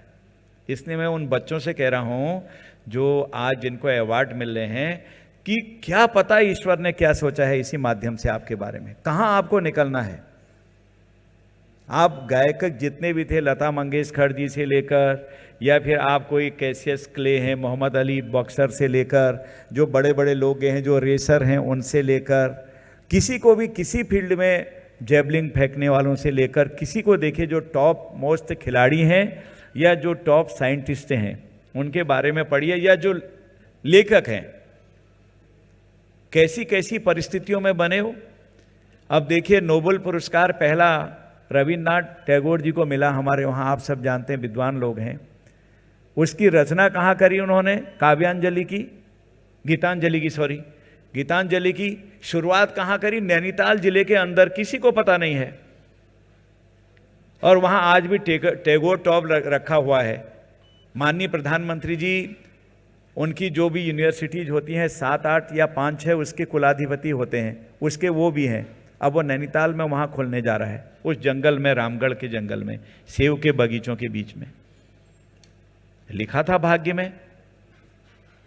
उनकी अकेली मूर्ति लंदन में लगी हुई है, जो राइटर हैं वहाँ के बहुत बड़े, उन्होंने अपने वहाँ पर सजा के रखी है, किसी की नहीं है और कहीं। कुछ चीज़ें ऐसी हैं हमको पता नहीं होता कुछ चीज़ों के बारे में। तो ये सब ऊपर की प्रभु की या जिसको भी मानते हैं उसकी कृपाएं हैं। कर्म करते जाना है, कर्म छोड़ना नहीं है। कई चीज़ों के बारे में जानकारी नहीं है। मैं अभी गया था तवांग में, तो तवांग में गया था तो जसवंतगढ़ करके एक वहाँ है, बड़ी सुनने की बात है, कुछ लोगों को पता नहीं है, नई पीढ़ी के लोगों को पता नहीं होता, पढ़ना चाहिए जसवंतगढ़। तो वहाँ जब चाइना का वार हुआ था, पहले वाला उस समय का, क्या हुआ कि चाइना बुरी तरह से हमारे ऊपर टूट पड़ा। अब भाई बचाने के लिए जाना ही पड़ता था। पीटी शू पहने हैं आपने, हल्के वाले जो कपड़े के आते थे, बर्फ गिरी है, आपके पास साजो सामान है नहीं, आई गए बहुत नीचे तक। लेकिन एक व्यक्ति ऐसा था, जसवंत सिंह, वो डटा रहा और 2 बच्चियां उसके साथ थी, लड़कियां। वो गोली डालती थी, यहाँ भी आपका, यहाँ भी जगह जगह पर आपके बने हुए थे जो वो बनते हैं, और यहाँ से भी गोली मारी उसने, यहाँ से भी मारी, यहाँ से भी मारी। तो चाइना की फौज को 72 घंटे रोक दिया और उनको लगा कितने लोग हैं, ये तो कह रहे भागे, यहाँ तो सब भरा पड़ा है। और आपने देखा कि उसके बाद जब पता लगा, जासूसों से पता करा कितना है, उन्होंने कहा अकेले है वहाँ, 2 लड़कियाँ हैं। तो उन्होंने घेर डाला और उनको मार डाला। जब मार दिया, अंत में भी उसने यहाँ से पकड़ के फेंकने वाले रॉकेट होते थे, तो उससे फिर गिरा दिया नीचे लोगों को, कई लोगों को। जब चाइनीज वहाँ आए तो अधमरा हो गया था, तो टेलीफोन के तार से फांसी लगा दी। इस पर भी रहम नहीं आया। वो इतने खींचे थे कि इसने 300 हमारी फौज मार दी अकेले, तो उन्होंने उसकी गर्दन काट दी। कम लोगों को पता है, ऐसे भी वीर हुए हैं। और गर्दन काटने के बाद वो अपने वहाँ ले गए। बाद में चाइनीज का एक रिवाज अच्छा है, जब देखा उनके कमांडर ने ये इतना बहादुर था, इसने इतने मारे, तो कांसे की वो बना के भेजी, कोई अच्छे मेडल की बना के, उसकी पूरा सिर बना के भेजा। आज जसवंतगढ़ है, अगर आप कोई जाना चाहें, टूरिस्ट प्लेस हो गया है। बिस्तरा लगाया जाता है रात को और उनके पॉलिश करे जाते हैं सुबह, सारा रखा जाता है साजो सामान। और आप देखेंगे, सुबह उठ के देखेंगे तो सब सलवटें होती बिस्तरे में और जूते कीचड़ में रंगे रहते हैं। और कोई जवान अगर सो जाता है तो उसको वो ऐसे मार के कहते हैं कि जागते रहो, ड्यूटी दो। ये सत्य घटना है। वो अपने घर देहरादून आते हैं, 4 सिपाही आते हैं, उनका बिस्तरा बेड वैसे ही लगा रहता है। वो जितने दिन की छुट्टी आएंगे अपने घर रहेंगे, उनकी फित्ती चढ़ते जाएंगे, हौलदार से काफ़ी ऊपर बढ़ गए हो। उनकी तनख्वाह उनकी माताजी को आती थी, अब उनकी डेथ हो गई है, उनके भाई उनको जाती है। बाद में पेंशन उनके जो वारिस होंगे उनको जाएगी। ये चीज़ें कम लोगों को पता है, लेकिन होगा ना उसके भाग्य में लिखा हुआ। एक साधारण सा सिपाही आज उसको आइकॉन मानते हैं वहाँ। ऐसे ही सिक्किम में भी एक बाबा हैं। तो ये कई चीज़ें ऐसी हैं कि प्रभु पता नहीं किसको कहाँ ले जाए, मैं नहीं जानता, इसको आप भी नहीं जानते हैं, ये उसके हाथ में है। इसलिए जो आज अवॉर्डी हैं यहाँ पर, मैं उनसे कहना चाहूँगा कि पता नहीं भगवान कहाँ ले जाते हैं। आपने सुना होगा कभी कि रिक्शा चलाने वाले का बेटा आईएएस बन के आया। आपके ही प्रेस के माध्यम से मैंने भी पढ़ा। आज भी वो कहीं पर पहले डीएम बने, उसके बाद कहीं और जगह पर हैं। और उनसे लोगों ने कहा कि आईएएस बन गए, इस गाड़ी में बैठो, इस गाड़ी में बैठो। उनका नहीं, जिस रिक्शे ने मुझे बनाया है मैं उसी में बैठ के जाऊँगा। अब बड़े हो गए, कौन रोक सकता। आईएएस हैं, सेक्रेटरी बन गए होंगे, कहीं आगे बढ़ गए होंगे, आते आते यहाँ चले गए होंगे, क्योंकि भाग्य में लिखा था और रास्ता दे दिया भगवान ने। इसलिए कहा है कि हारिए न हिम्मत, बिसारिए न राम। मैं सब उनके लिए, बच्चों के लिए बोल रहा हूं जिनको अवार्ड मिल रहा है।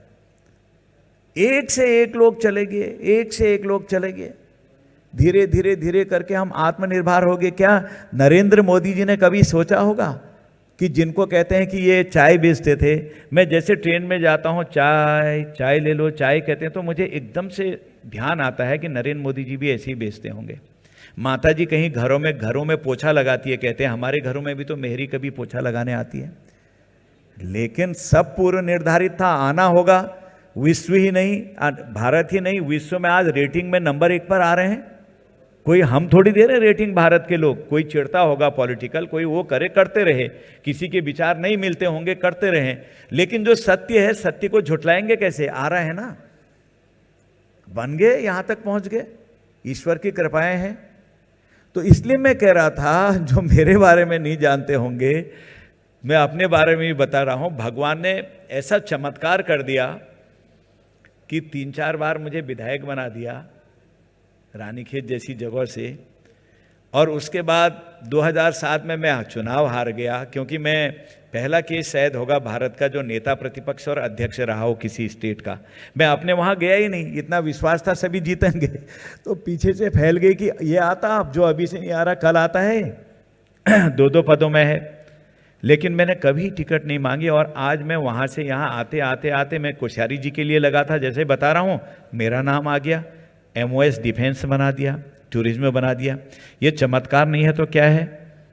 बेलचा भी मैंने लगाया, कंकर भी मैंने तोड़े। मैं सबसे कहता हूँ हीरो बनो, ये कपड़े हपड़े पहन के ऐसे हीरो नहीं, दिल से हीरो बनो। सब काम करेंगे, एक एक चीज़ काम करेंगे। मैं उन युवकों से, युवतियों से, जो बहनें और भाई आए हैं आज, उनसे कह रहा हूं कि सब चीज़ माता पिता जो कर रहे हैं, उनका प्यार है। अपने पैरों पर खड़े होइए, अपना नियम होना चाहिए, टाइम टेबल होना चाहिए, उठने का, बैठने का, व्यायाम का, पढ़ाई का, लिखाई का। IAS बनना चाहते हो तो कोचिंग ले रहे हो तो उसको तन मन धन से लो, दिल से लो, यहाँ से लगा के लो। नथिंग इज इम्पॉसिबल, है ही नहीं कोई असंभव। मैंने तो अपने से देख लिया है, कोई असंभव नहीं। सबसे अच्छा उदाहरण कोई देखना चाहिए तो इस देश के माननीय प्रधानमंत्री जी को देखें, जो चाय बेचने वाले थे, आज बुद्धि विवेक ज्ञान में दुनिया उनसे पूछती है। कई जगह कहीं कोई बात आ जाती है तो उनकी तरफ नजर जाती है। और आपने देखा कि हमारे अब्दुल कलाम जी, जो हमारे बीच में नहीं है, मैं उनका नाम ले रहा हूं, उनकी बात आती है, फलाना किसने किया? उन्होंने किया। इसको किसने किया? ये किया। DRDO में क्या किया? इन्होंने किया। आज आते 7 सालों में देश का कायाकल्प हो रहा है। कम लोगों को पता है कि पहले से हम बाहर से लाते थे आर्मी का साजो सामान, कील, कांटा, गोली, सब चीज़ें। आज 72 से ज़्यादा देशों को हम बाहर को भेज रहे हैं। 2020 में सिपरी नामक संस्था ने एक सर्वे करी 2020 में। देश छांटे गए कि टॉप कौन है जो आज एक्सपोर्ट कर रहे हैं सेना के साजो सामान, रॉकेट, जहाज, फाइटर। हम भी ले रहे हैं बाहर से, लेकिन बाहर को डालने वालों में, एक्सपोर्ट करने वालों में जो 25 नाम आए 2020 की सर्वे में, भारत भी उसमें आया। कुछ तो हुआ होगा आखिर। हमारी चीजें बाहर जाने लग गई, आज तक हम बनाते नहीं थे। जो लोकल का वोकल, वोकल लोकल, जो भी कहते हैं, जो कहते हैं कि लोकल की चीज़ों को बढ़ाओ, आत्मनिर्भर हो, बात तो सही है। कोई परिवार, कोई संगठन, कोई घर, अगर वो आत्मनिर्भर नहीं होगा, रोज लाओ यार तू भी दे दे, लाओ यार तू भी दे दे, कर्जा ही लेगा, कुछ दिन बाद उसके अच्छे दोस्त भी पीठ मोड़ेंगे, वो आ गया है बचो इससे, वो आ गया है बचो इससे। ये स्थिति हो गई थी। आज कम से कम हिम्मत से तो चल रहे हैं। ये हर प्रतिष्ठान पर लागू होता है कि अपने को अपने पैरों पर खड़े करना, चाहे कैसे ही करो। चाहे, मैं तो कहता हूं कि कई लोग घर में बैठे रहते हैं पढ़ लिख के, अरे मैंने कहा कुछ तो कर लो यार, कुछ तो करो, इतनी ऑप्शन से खुली हुई हैं, कुछ तो बनो। जो करते हैं वो आगे बढ़ते हैं। कभी आपने सुना होगा घर से भाग के गए और आज वो बहुत बड़ी फैक्ट्री के ओनर हैं। मैं एक आदमी को जानता हूं, वो गुजरात में है, पांडे, रमेश पांडे।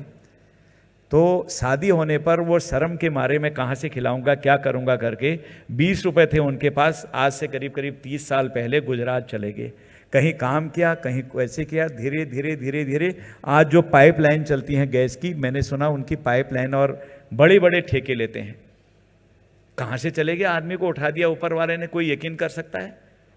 तो इसलिए सब संभव है और मैं गदगद हूँ आज यहाँ आके, बहुत प्रसन्न हूँ।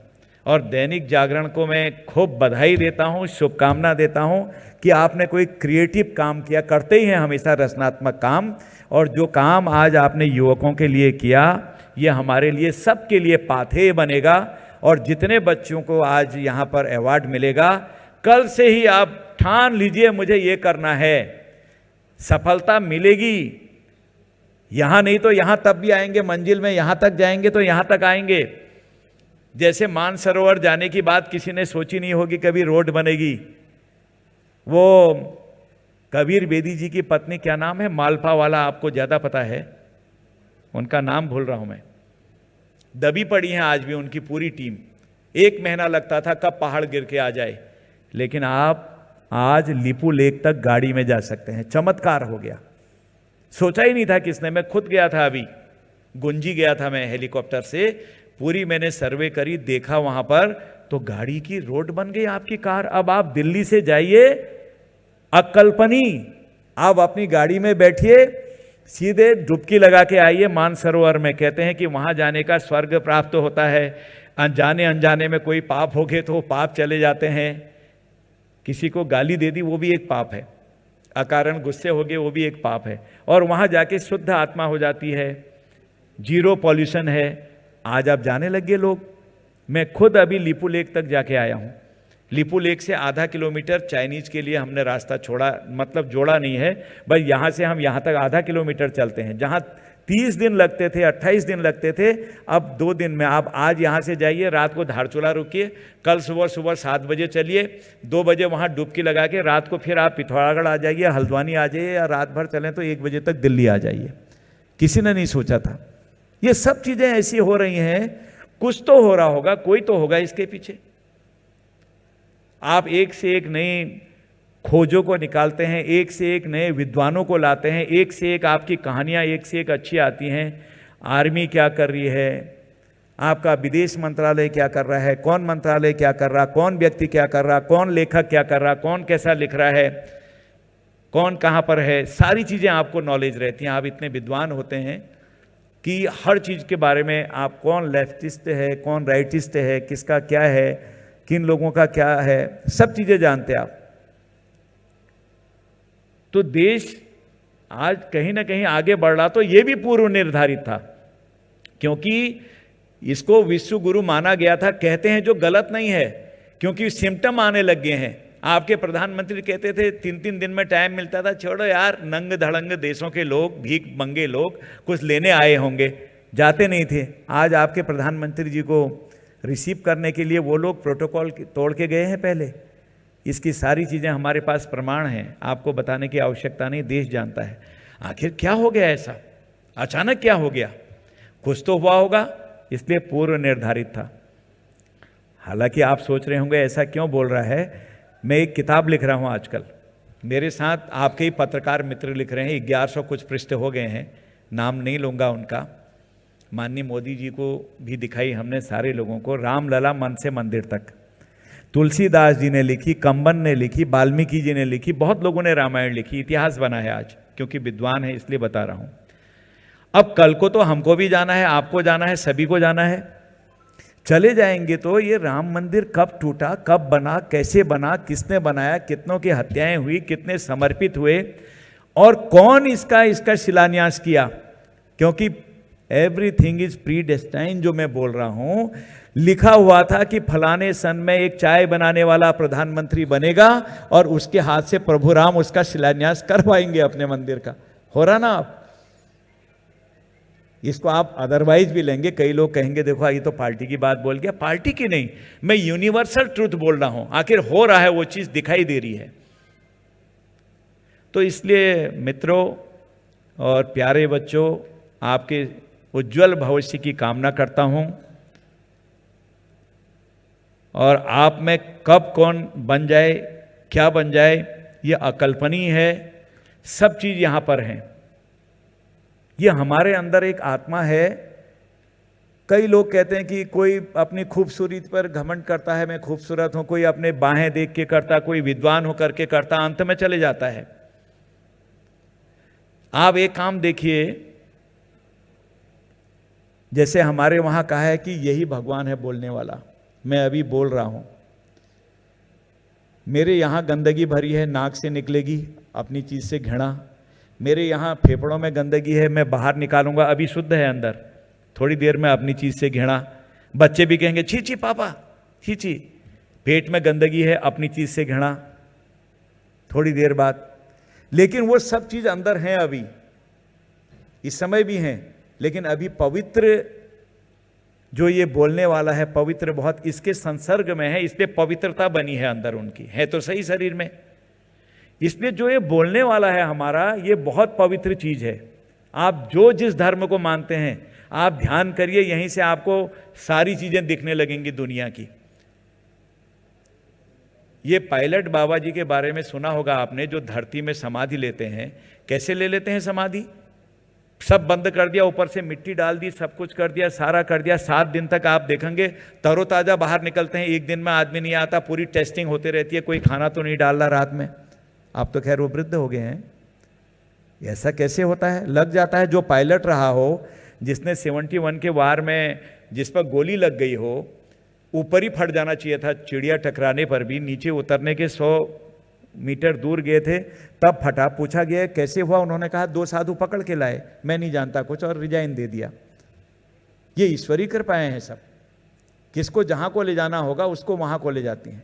इसलिए मैं अपने बच्चों को जो आज यहां पर अवार्ड ले रहे, तीसरी चौथी बार कह रहा हूं कि हिम्मत से रहिए, आप बदल देंगे, सब पूरा बदल देंगे। 70% जवानों का इस समय समावेश है, और भारत के सारे लोग जवान हैं। मैं तो कहता हूं जो वृद्ध भी हो गए, सबका पॉजिटिव थॉट है यहां, सब विद्वान है यहां। देख लीजिए हमारे देश में।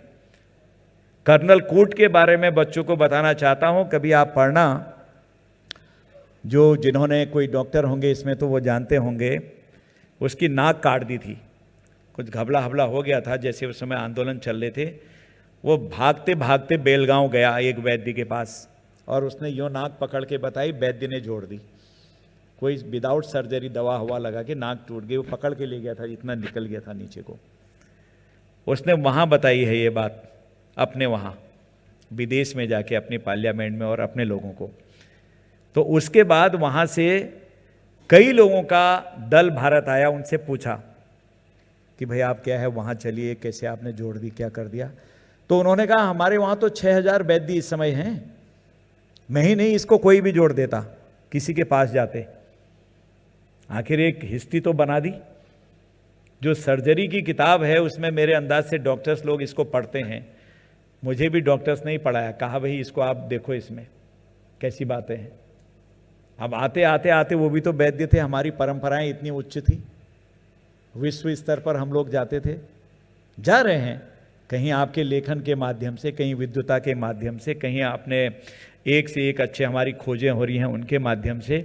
हम ही हैं कई चीज़ों में, हम ही आगे हैं आज। हमारे बराबर कई लोग कम हैं। जो हमारे दुश्मन हैं वो भी आज हमसे अंदर अंदर ही सपकने लग गए हैं। अब धीरे धीरे यार एकदम नहीं छेड़ना है इनको, है इनके पास।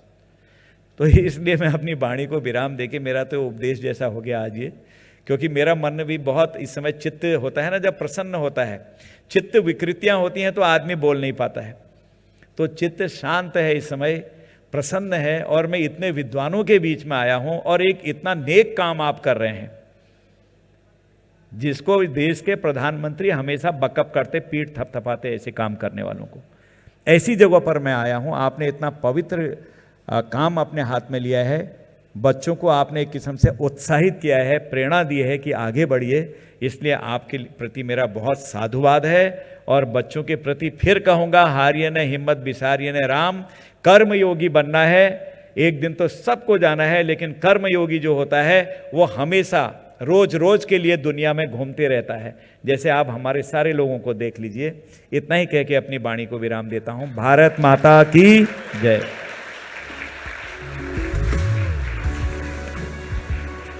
हमारे मुख्य अतिथि श्री अजय भट्ट जी का बहुत बहुत आभार, बहुत बहुत धन्यवाद। अपना बहुमूल्य समय इन्होंने हमें दिया, और मैं आपसे ये अनुरोध करूंगी कि आगे आपसे कुछ ही क्षणों में हमारे कुछ सम्मान हैं, तो आपसे अनुरोध है कि आप ही वो सम्मान प्रस्तुत करें। And now taking this program ahead, I would like to introduce Mr. Parikshit Bharadwaj, who heads the content and strategy at jagranjosh.com. He has 16 plus years of versatile experience in creating content for academic and professional audiences. He has led editorial teams in online media, academic books and journals, publishing, test preparations, study abroad, and e-learning. It is my pleasure to invite Mr. Parikshit Bharadwaj to deliver the opening statement for this grand awards night.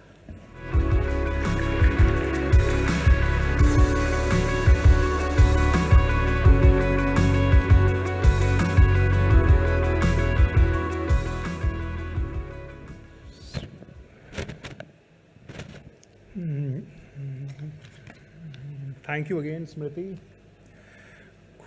Good evening, everyone. Welcome you all to the season 2 of Jagran Josh Education Awards. I'd like to first of all thank the Honorable Minister, Shri Ajay Bhatt ji, for taking the time out of his busy schedule to grace the occasion. I'd then also like to thank our CEO, Mr. Bharat Gupta, for always encouraging us to organize such events for the education fraternity. I would also like to thank our Editor-in-Chief, Mr. Upadhyay, for being our pillar of support and for his constant guidance.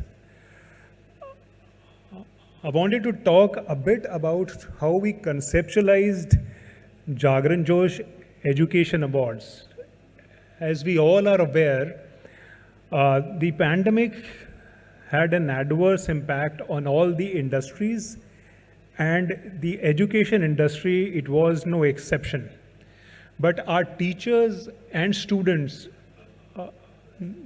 they acclimatized quickly to the online mode and as quickly transitioned into the hybrid mode. And yet, we don't hear too many people hailing them as the heroes that they are. This is how Jagran Josh Education Awards were born.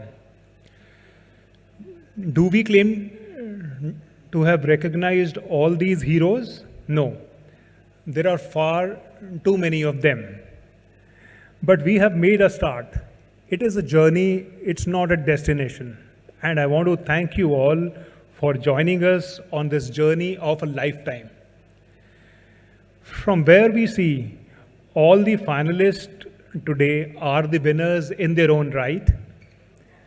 And we are but a platform to celebrate their success. We hope they will continue their good work and will keep the torch of excellence in education burning bright. With these words, I'll hand over the stage to its rightful owners, our finalists, and will wish them all the best. I once again hope you all have a great evening. Thank you. Thanks a lot, Mr. Parikshit Bharadwaj, for your kind words. On that note, let us begin our awards segment. Let us begin with the first awards category of nominations in the segment Education Leaders. In this category, JagranJosh.com salutes the relentless efforts of those who demonstrated excellence in educational leadership during the period of pandemic. The winners have been chosen on the basis of public voting and the valued decision of our jury panelists. And now let us take a look at the nominations for the category Educational Leaders. Nominations in the category of Outstanding Educational Leader are Dr. Nikita Kothari, Principal of Arunodaya Public School, Thane. In the second wave of COVID-19, Dr. Nikita Kothari stood strong to offer help to the people in need. Apart from arranging the medical help, she also organized regular food distribution drives. She provided the much-needed emotional and mental support to her students through online sessions and webinars. Dr. Ranjan Kalita, Principal of Rangapara College, Sonitpur, Assam. Dr. Ranjan Kalita believes in exploring new perspectives to nurture the talent of students and the staff members through a series of student and faculty development initiatives. It is because of his constant efforts that Rangapara College has developed into a green campus and has also achieved significant heights in the field of teaching and research. Deepa Muthu, Principal of Sacred Heart Degree College for Women, Bengaluru, appreciated and acknowledged by several independent agencies. Ms. Deepa Muthu has transformed the Sacred Heart Degree College for Women into a hybrid mode learning institution by empowering her students and faculty members to overcome financial and economic hurdles. She made sure they continue to excel in studies during the second wave of COVID-19. Shiv Kumar, founder of Teachers of Bihar. In the changing times, Mr. Shiv Kumar made sure that the educators joined hands to achieve excellence in the education sector by initiating India's first professional learning community, Teachers of Bihar, an innovative platform of the teachers, by the teachers, for the teachers. Samarth Pathak, Communication and Advocacy Lead, South Asia, UNODC. During the COVID-19 pandemic, Samarth Pathak spearheaded the Lockdown Learner Series launched by UNODC, a unique and innovative experiment which aims at promoting awareness and sensitizing students on the issues such as cybercrime, misinformation, gender-based violence and many others. Alka Kapoor, Principal of Modern Public School, Shalimar Bagh, New Delhi. Rising in the time of setbacks, Miss Alka Kapoor played her part in transforming her school into an example by launching a series of activities and initiatives to boost the holistic development of her students. She, along with her team, made sure that academic and psychological needs of the students were met in the best manner possible.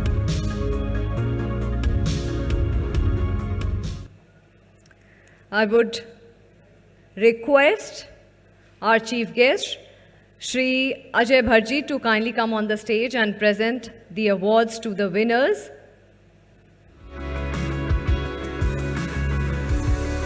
Samarth Pathak, I would request to kindly And come the winners and are receive your Shiv award. Kumar, Samarth Pathak and Deepa Muthu.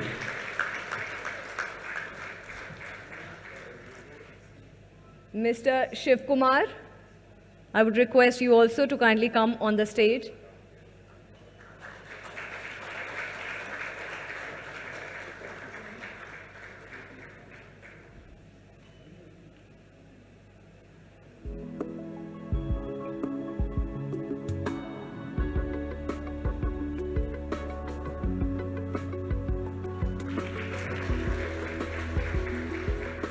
A big round of applause, ladies and gentlemen,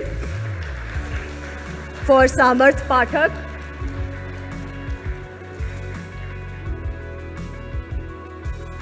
Communications and Advocacy Lead South Asia, UNODC. And now Mr. Shiv Kumar, Founder, Teachers of Bihar. Congratulations to you as well.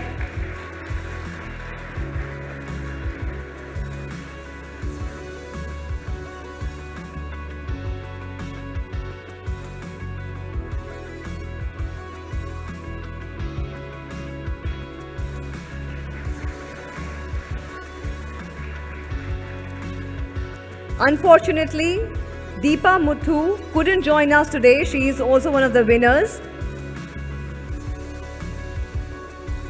But we have a video message from our third winner, Deepa Muthu, accepting her award. Can we have the video, please?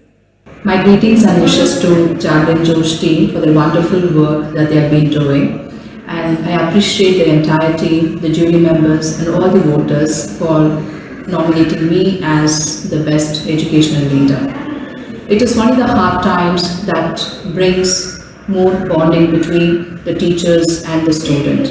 And that is what we have experienced during this pandemic. The bond has increased much more stronger between the teachers and the students. At our college, at Sacred Heart Degree College, 90% of them come under the low economic group. But still, we, the management and the teachers have strived hard to keep up the spirit of our students, and where they have performed exceedingly well in their academics, getting university ranks. I thank the entire team, my teachers and my students for the effort what they have put in. Let's keep up the spirit of learning and molding the younger generation. Thank you once again. Congratulations to Deepa Muthu. I would request someone from the team to kindly come up on the stage and receive the award on her behalf.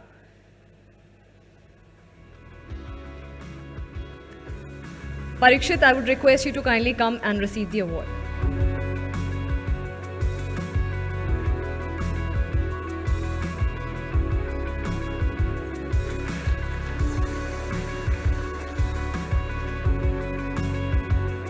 I would request the chief guest to kindly stay back on the dais, on the stage, to present our other sets of awards as well. A big round of applause for Deepa Muthu, everyone.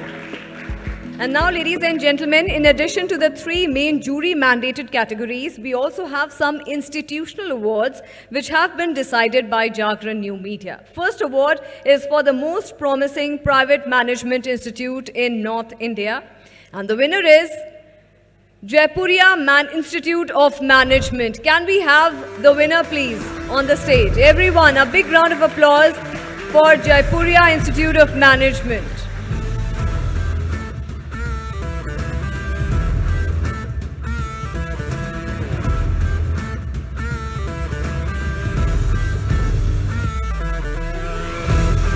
Congratulations to the winner.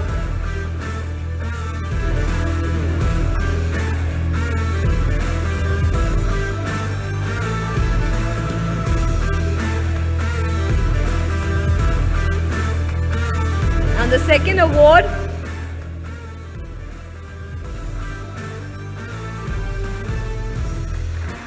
a big round of applause, everyone.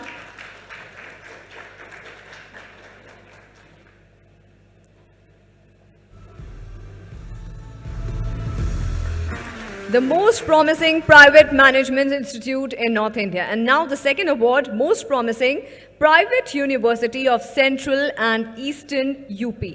And the winner is Shri Ram Swaroop Memorial University. Congratulations to the winner. A big round of applause, everyone, for the winner. This is the most promising private university of Central and Eastern Uttar Pradesh.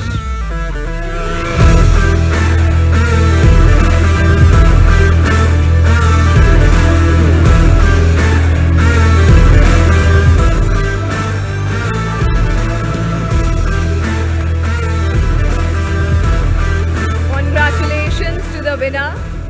And the third award is Top University in Placement for Engineering Studies in Uttarakhand. And the winner is Swami Rama Himalayan University. A big round of applause for Swami Rama Himalayan University.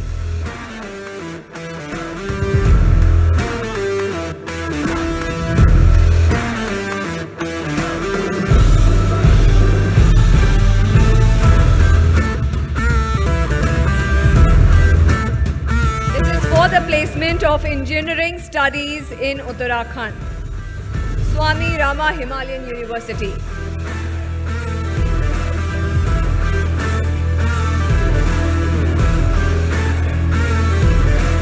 And the fourth award, ladies and gentlemen, the fourth award and the last award in this category, Most Promising University of Punjab for Technical Education.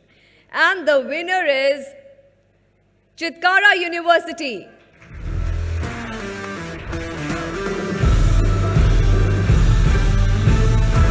Congratulations, Dr. Madhu Chitkara.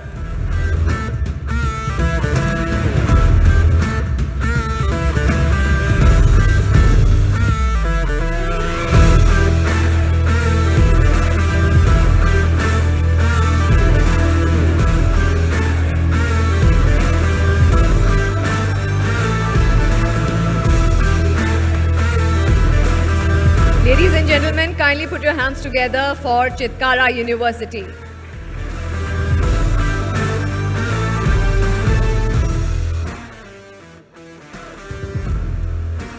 Congratulations to all the winners in this category, and thank you so much, Honorable Minister. We are indebted for your august presence on the occasion tonight and heartily appreciate you sparing your precious time for us. Thank you so much.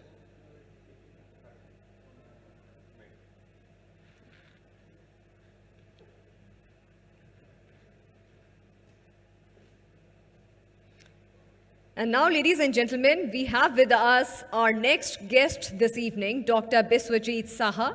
Dr. Saha is presently the Director Training and Skill Development at CBSE under the Ministry of Education, Government of India. He has made significant contributions in the field of training, skill development and democratization of education. He represents CBSE in various national and international committees and has served the board in different leadership roles for over decades now. Prior to CBSE, he has worked with Government of India and Tripura State Government in the areas of higher education and information technology. I request Dr. Saha to kindly come up on the stage and grace the occasion with few words.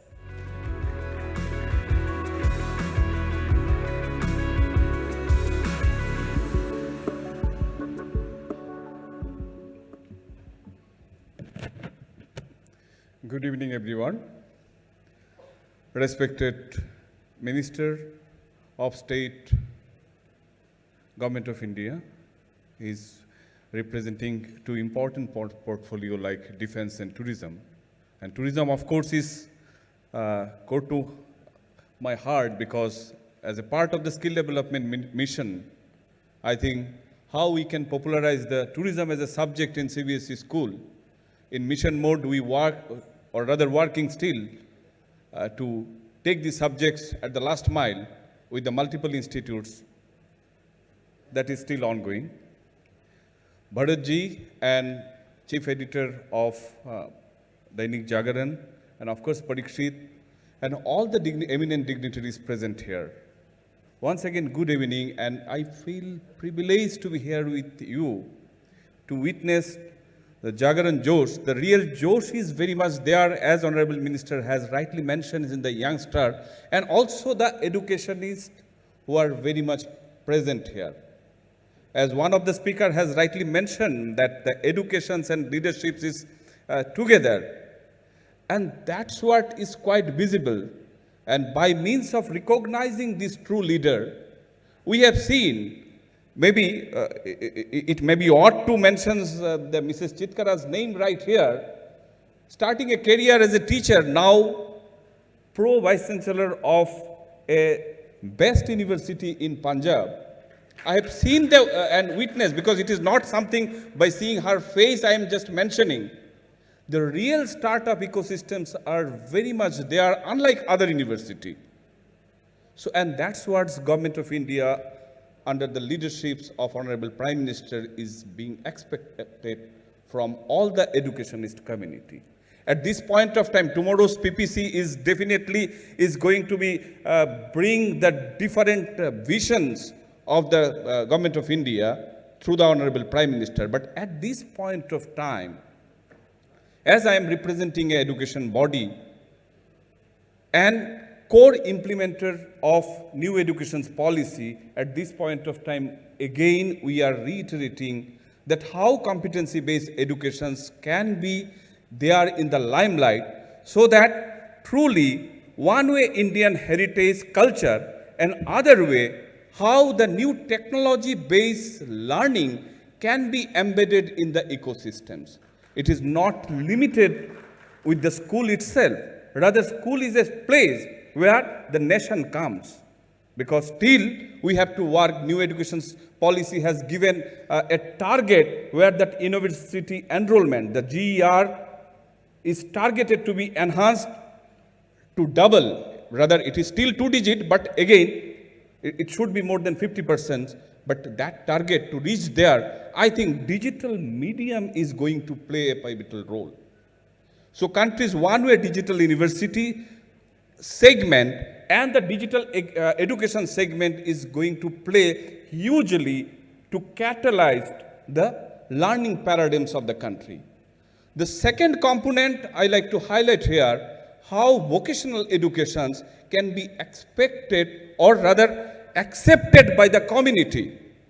Because that mindset flares, how we can remove from the mind, that is a huge challenge. Now, school, college and university, how together optimally utilize the national asset, I think that should be the core objective. And here, media can play a huge role. And through media and medium, I think some way we can create a history for the country. No other country is thinking in that dimensions, because true protocols and policy paradigms is a huge challenge for the developed nations. But for the developing nations like us, where the human capital is huge, I think we can take lot of challenges and give challenges to the others by means of our strength. And I completely compliment the Honorable Minister saying that we have to work and look into the heart, and that's the 21st century skills of collaborations. Without heart, so many degrees and profilifications or highlighting an individual institute, university, college or board में ही supreme हो, उस तरह से मेरा ख्याल से नहीं होगा. तो ये जागरण जोश का माध्यम से, जोश कहाँ से आता है? दिमाग से या दिल से? हाँ? तो in true sense, rejuvenating the minds for future of education, and that depends, and it is really lies in the hand of the leadership. And once the leaderships accept this challenge, I think the new generations automatically going to absorb that challenge and work for the new India. Thank you very much once again for inviting me and to witness such leadership's role here in this room. Thank you. Thanks a lot, Dr. Saha. I would request you to kindly come on the stage. Ladies and gentlemen, we have another very interesting award category, which is Editor's Choice Award for Distinguished Services in the Field of Education. I would request Mr. Rajesh Upadhyay, Editor-in-Chief of Jagran New Media, to come forward and present this award to Dr. Saha for his immensely valuable contributions in the field of training and skill education. A big round of applause, everyone. This is the Editor's Choice Award.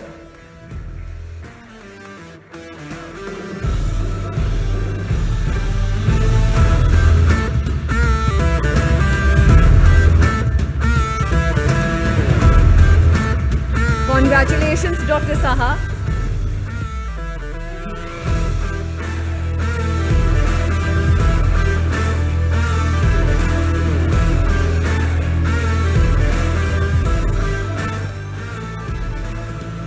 Congratulations, Dr. Saha, and thank you so much, Mr. Upadhyay. Despite the overwhelming consequences of pandemic, this global crisis has also been an extraordinary time for learning.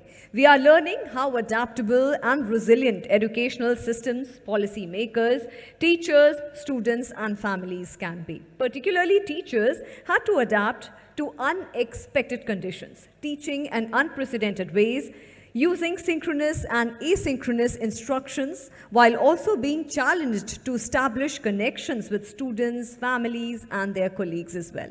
Our next category of awards acknowledges the invaluable role of those educators who ensured academic continuity during the second and third wave of the pandemic. I would request Dr. Saha to kindly come on the stage and present these awards to the winners. First, let us have a look at the very first subcategory, which is the most innovative teaching method. Can we have the nominations, please, for this subcategory? Most innovative teaching method.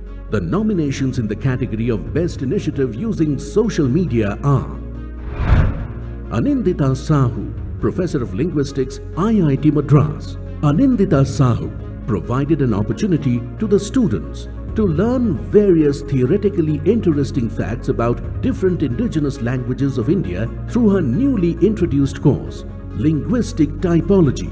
Her course gave a better understanding of regional languages to her students.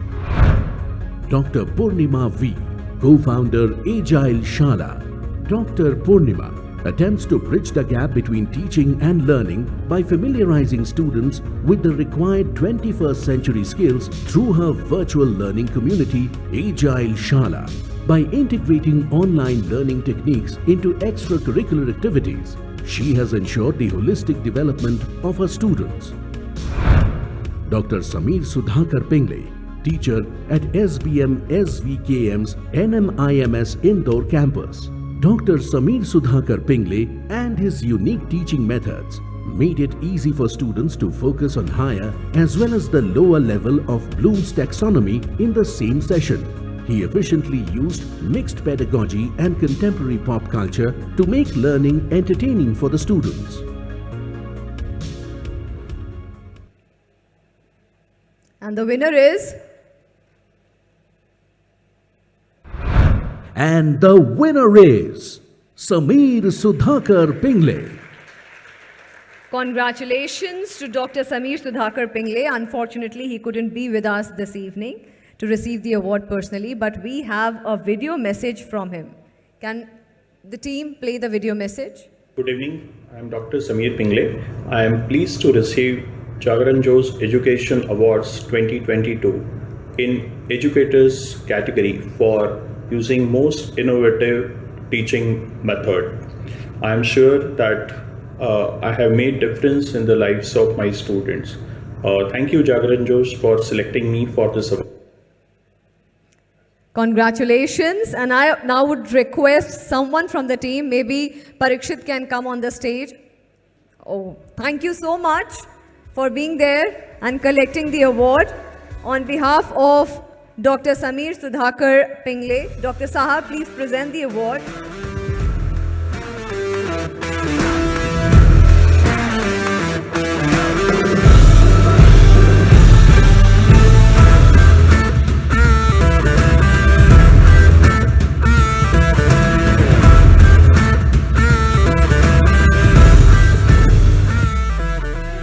And on this note, let us begin with the second subcategory of nominations in the segment, which is the best initiative for children with special needs. This is very important area where educators have extensively worked and done commendable work. Can we have the nominations, please? The nominations in the category of Best Initiative for Children with Special Needs are Subha Chandrasekhar, Special Educator, Rehabilitation Practitioner and Founder, Anugrahan. Ms. Shubha Chandrasekhar focused on enhancing learning opportunities for children with special needs through her project Anugrahan. During COVID-19 crisis, she also worked with policymakers, school leaders, general education teachers, special educators and parents to make online classes accessible to children with special needs. Shilpa Arora, founder of Upasana Special School, Rohini, Delhi. In order to take care of the children with special needs, Ms. Shilpa Arora provided special education, therapies and vocational training through her venture, Upasana Special School. Her school started a new project to educate underprivileged children who could not afford quality education due to the pandemic. Samiksha Pandey, teacher at Ahelcon International School, New Delhi. Miss Samiksha Pandey is determined to reach out to more and more specially able children and help them after she coached a specially able child, enabling him to explore and enhance his swimming abilities through necessary skills and techniques. And the winner is... And the winner is Subha Chandrasekhar. I would request the winner, Subha Chandrasekhar, to kindly come on the stage and receive the award. Congratulations.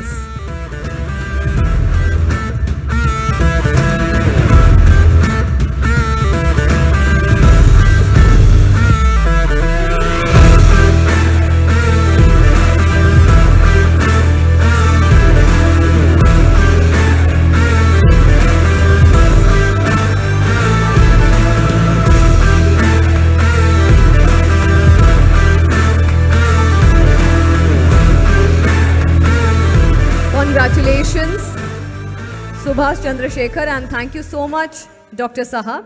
And now, ladies and gentlemen, with this, let's move to our next subcategory, which is most innovative use of science and technology. Here we recognize the educators who have played a pivotal role in using science and technology in the most innovative ways in spreading education among children. Can we have the nomination, AV, please? The nominations in the category of most innovative use of science and technology are Dr. Abhishek Chaube, Professor at Sagar Institute of Science, Technology and Research, Bhopal. Dr. Abhishek Chaube has made life easier for many people using science and technology as his ally. Projects such as suitcase bikes, customized handicap vehicles and compressed air tricycle showcase his talent and zeal to contribute to the progress and development of the nation. Gaurav Khurana, Professor at JCD University. Gaurav Khurana helped in containing the viral transmission of the deadly coronavirus through banknotes by developing a currency sanitizer machine. Mr. Khurana took a step forward in our battle with the pandemic and showed us an economical and environment-friendly way of keeping people safe. Nagnath Vibhute, teacher, Zilla Parishad School, Jambhuldara, Khed, Pune. Nagnath Vibhute truly took education beyond the classroom through his numerous self-funded initiatives. He managed to increase the enrollment in his school by over 50%. He introduced several interactive projects such as learning with Alexa and making of drones, which played a pivotal role in transforming lives of underprivileged students in rural India. Can we see who the winner is? And the winner is Abhishek Chaube. Congratulations to the winner, Dr. Abhishek Chaube. I would invite you on the stage and request Mr. Bhola Gurjar to present the award to the winner. A very well-deserved award there.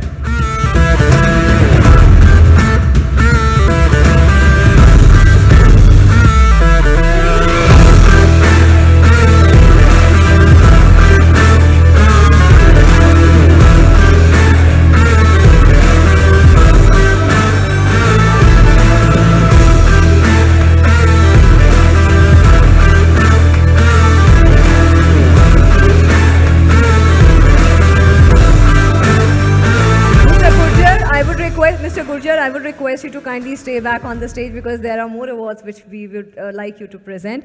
But before this, देवियों और सज्जनों, आप सभी को हम बता दें कि माननीय मंत्री श्री अजय भट्ट जी अब इस कार्यक्रम से विदा लेंगे और हमारे साथ शिरकत करने के लिए, आज आने के लिए, अपना बहुमूल्य वक्त हमको देने के लिए तहे दिल से आभार. बहुत बहुत धन्यवाद माननीय मंत्री जी.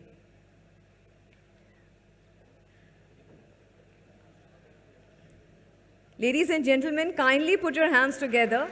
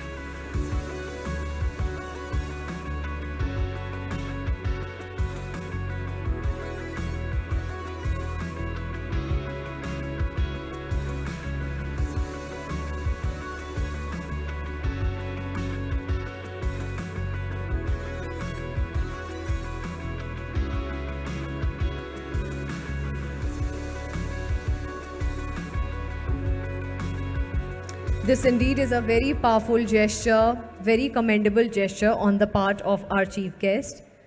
The way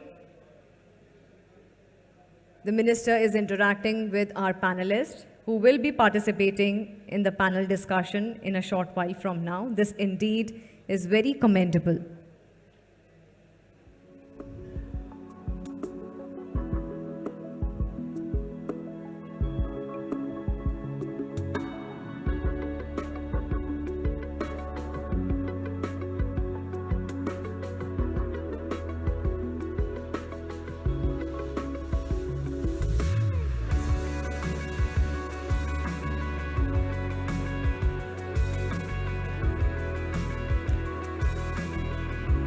Ladies and gentlemen,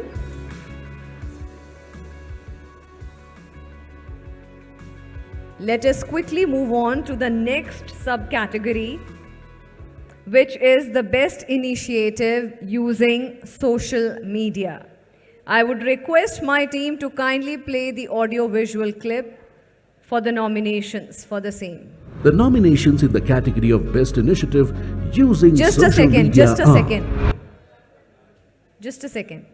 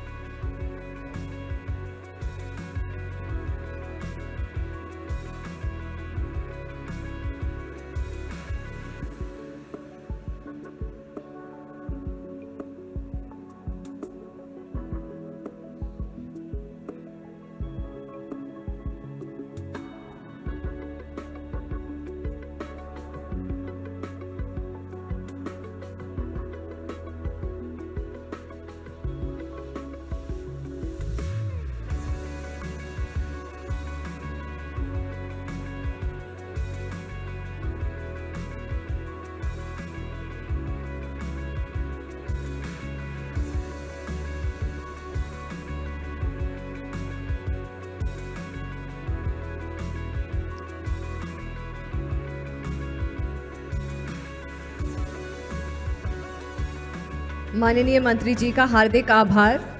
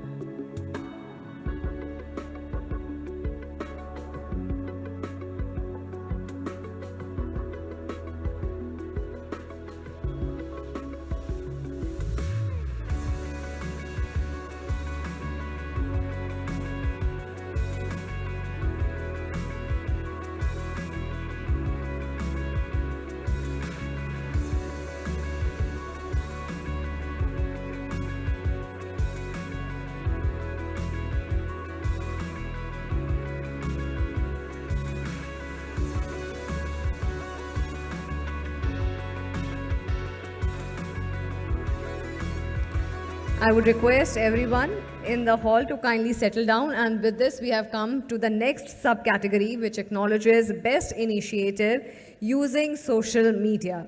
I would request my team to kindly play the audio-visual clip. The nominations in the category of best initiative using social media are Dr. Jaya Kumar, independent online tutor. With her presence on various social media platforms, Dr. Jaya Kumar has been inspiring and encouraging students to ride through the difficult times while keeping a positive state of mind. Vidhi Subhash Palsapure, teacher at Dayanand Science College, Latur, Maharashtra. Vidhi Subhash Palsapure used social media to build Maza Career Guide, a student-centric platform to help them explore and adopt new career avenues. By holding regular personality development seminars and communication skills workshops, she is ensuring the holistic development of the students. Prashant Kumar, professor at SysTech E, Bhopal. Prashant Kumar raised the bar for online classes by bringing in the element of entertainment to his sessions. He made sure that the academic journey of the students does not get hampered during the pandemic by reaching out to them whenever they needed him through various social media platforms. And can we have a look at the winner, please? And the winner is Vidhi Subhash Palsapure. Congratulations to the winner, Vidhi Subhash Palsapure. Kindly come on the stage and receive the award from Mr. Bhola Gurjar.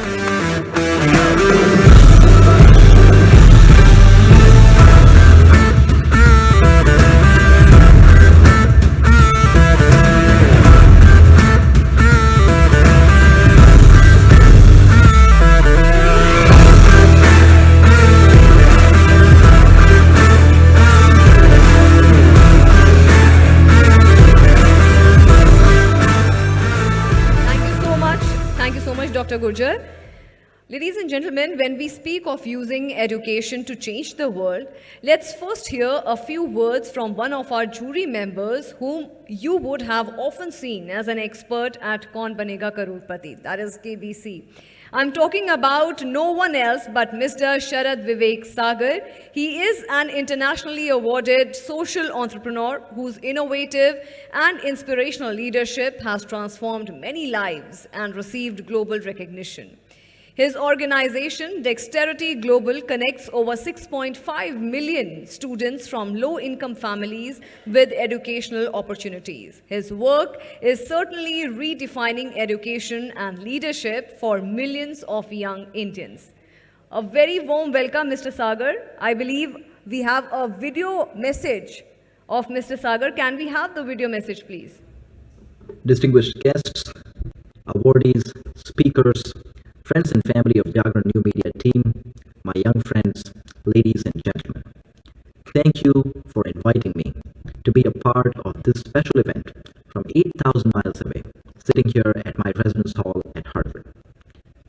My name is Sharad Vivek Sagar, and I have the great honor and privilege of leading an organization named Dexterity Global for the last 15 years now. At the outset, I want to recognize Jagran New Media team, Jagran Josh Education Awards, for starting something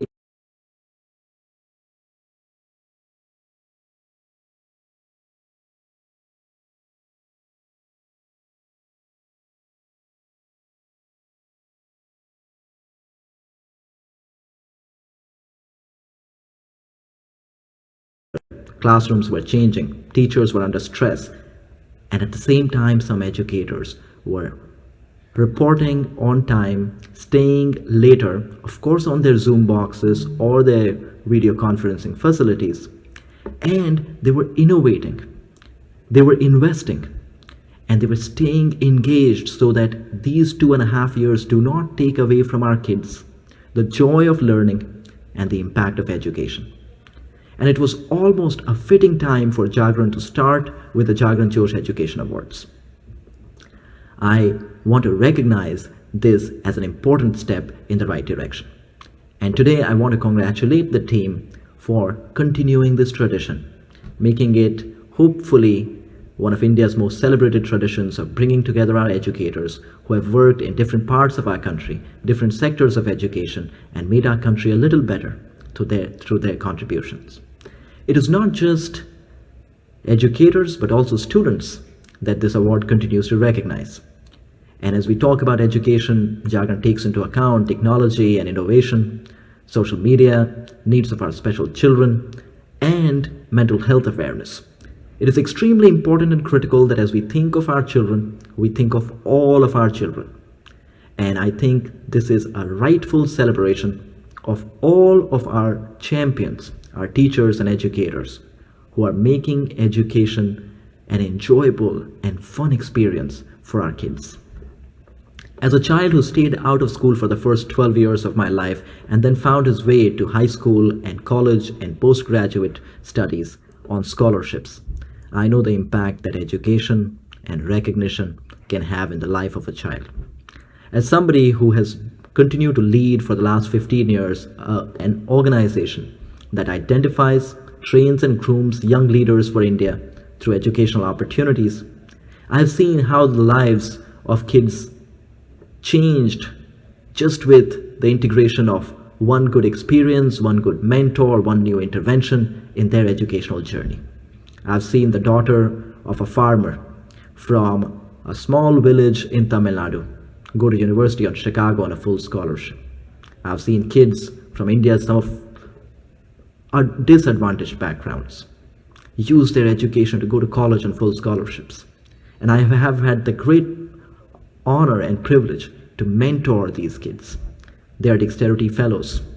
And I have seen how one educator's impact on their life, one mentor's impact on their lives, one resource on intervention has gone on to ignite that spark within them to an entirely new level and degree. Today, it is our responsibility as educators to know that everything that our kids come across has an impact on them, good or bad. And as parents and friends, teachers and facilitators, it is important to see that we do not have 100-minute conversation with our kids. We have 100 one-minute conversations with our kids. That brings us closer to our kids.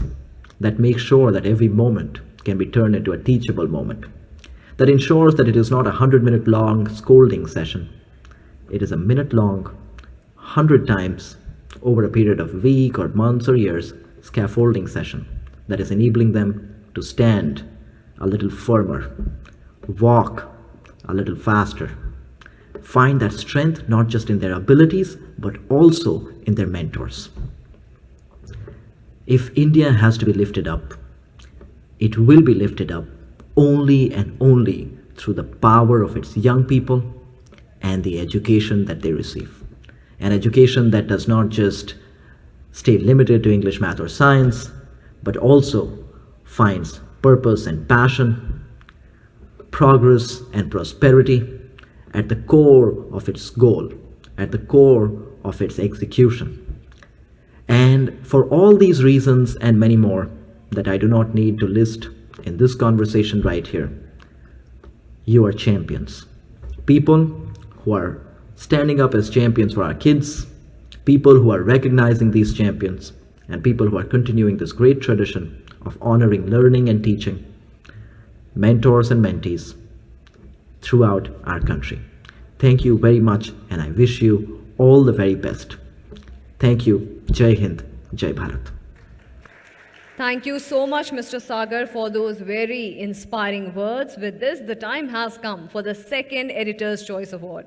Indian youth icon, Mr. Sharad Vivek Sagar has undoubtedly been a torchbearer in this direction.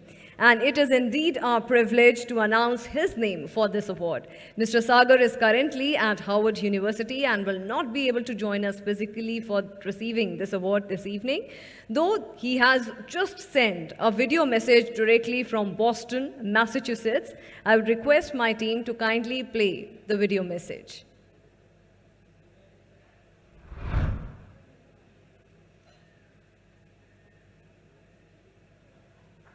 There, a big round of applause for Thank you Mr. everybody Sharad for Vivek recognizing Sagar. me with the Indian Youth Icon Award tonight. It means a lot to me, and I'm sure it means a lot more to my parents, my siblings, educators, and people who have shaped me in this journey. Swami Vivekananda talked about servant leadership, Sevak Netritva. The leader is the servant. In the last 15 years that I've led Dexterity Global, this is the idea we have tried to work on, and thus this is not just a recognition of the leader, it is hopefully a recognition of those who we serve and how phenomenal and divine and exceptional and incredible they are. This is a humbling moment, and I just want to thank everybody, and to the young people sitting in the audience, I want to say that if this kid who didn't go to school for the first 12 years of his life can receive these humbling honors, you can do anything in life. Thank you very much. Take care. Congratulations to Mr. Sagar. And to give away the award, I would request Mr. Gaurav Arora to come on the stage. Mr. Gaurav Arora is the Chief Revenue Officer at Jagran New Media. A brief introduction about him: a sales veteran with over 18 years of experience, out of which 15 years have been with digital media. In his current role at Jagran New Media, he drives the revenue, strategy, systems and programs. A stickler for perfection, he has been pushing the envelope for driving innovation and value for both external clients and internal stakeholders through pragmatic and holistic monetization strategies in the ever-changing digital ecosystem. I would request Mr. Gaurav Arora to kindly present the award to Mr. Swaraj Priyadarshi, who will be accepting the award on behalf of Mr. Sharad. A big round of applause, ladies and gentlemen. Kindly put your hands together. It's very important that we keep the energies high for this evening.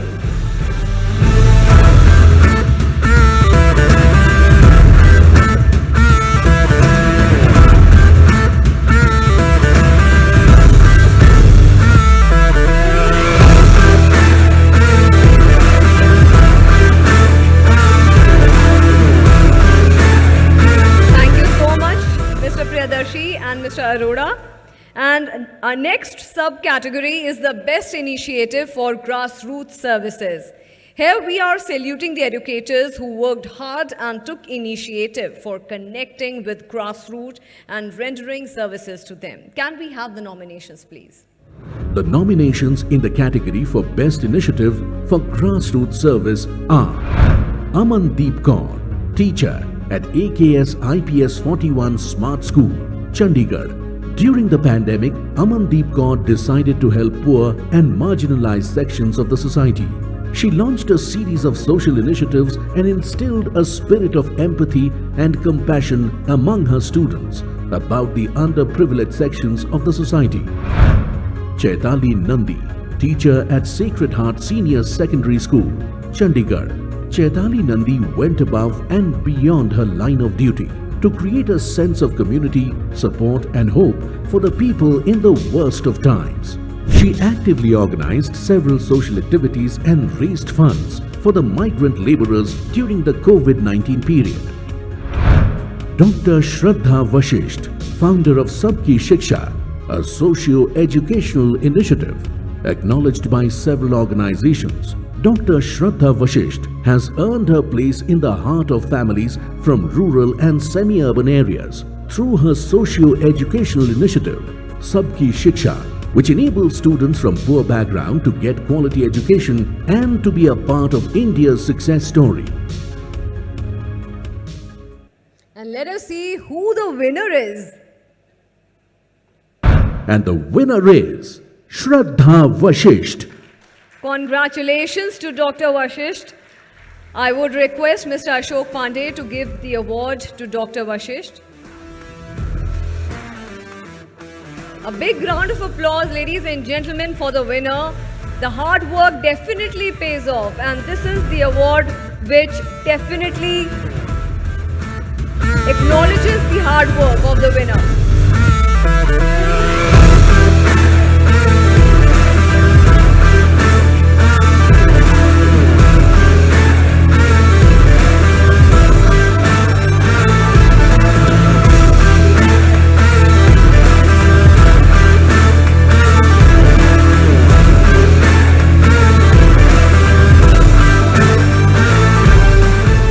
Congratulations, and Mr.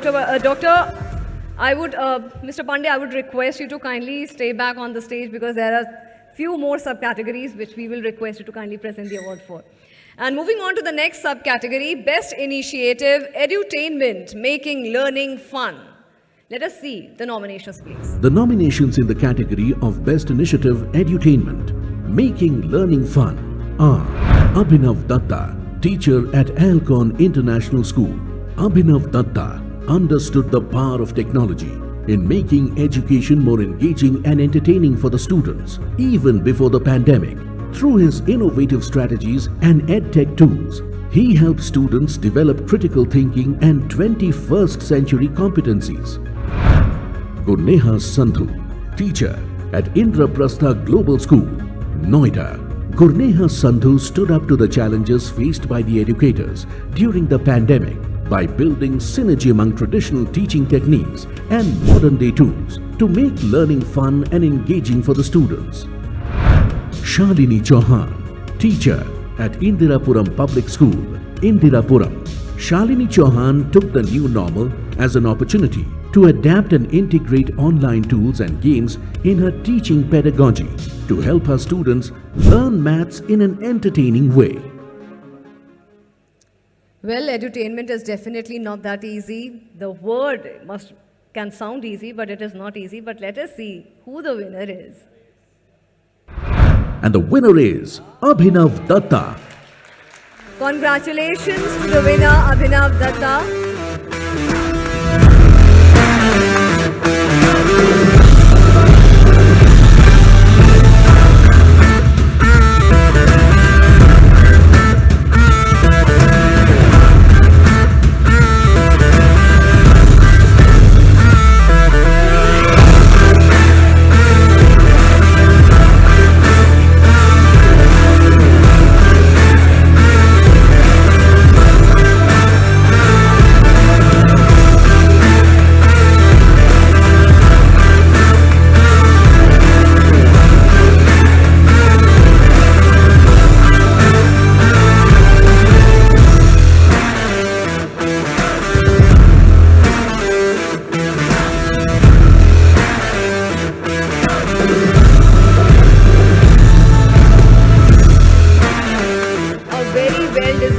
There. Congratulations again, Mr. Datta. And now we have come to the last award in the educators category, which is the best initiative for mental health awareness. Again, a very important topic. Let us see let us have a look at the nominations, please.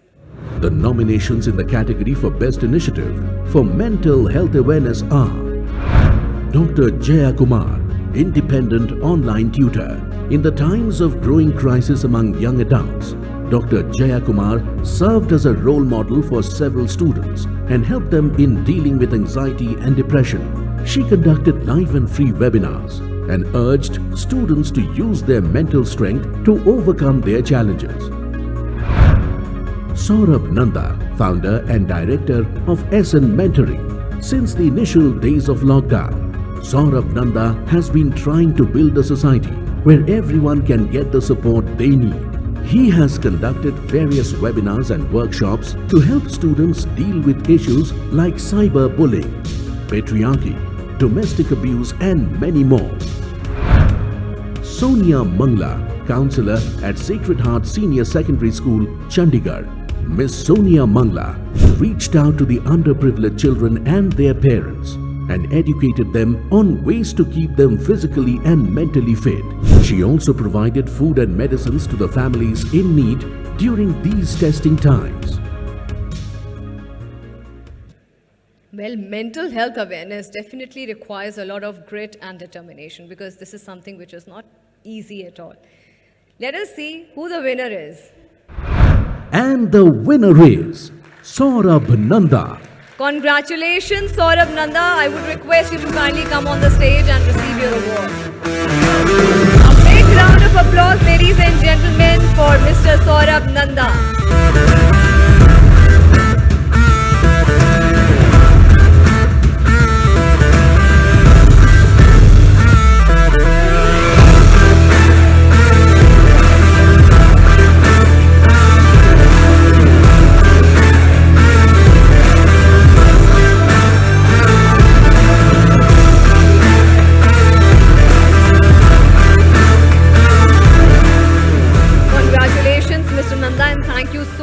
Mr. Pandey, for joining us on the stage.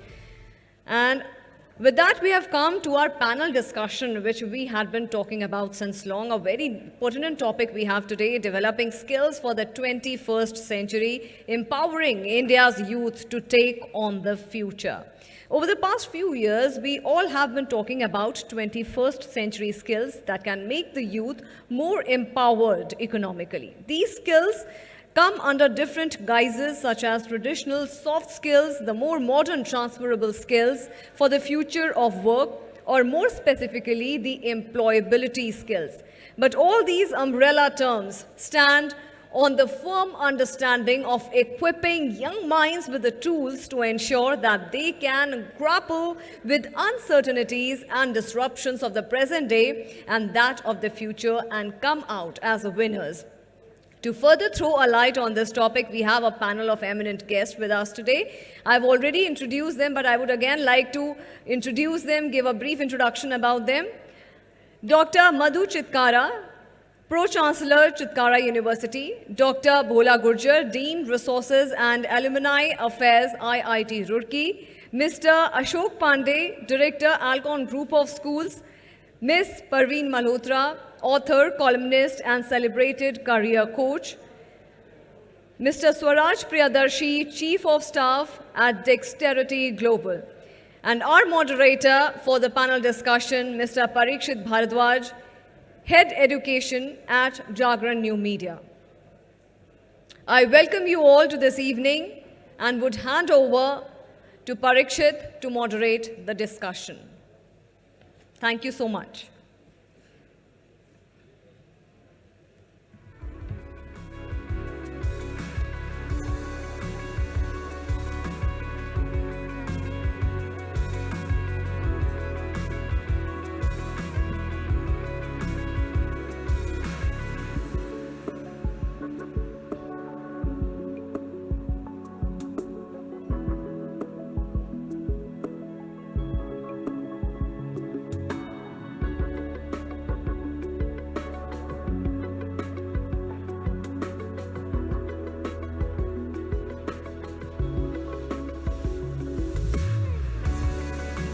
I would request all the panelists to kindly come on the stage and take their respective seats.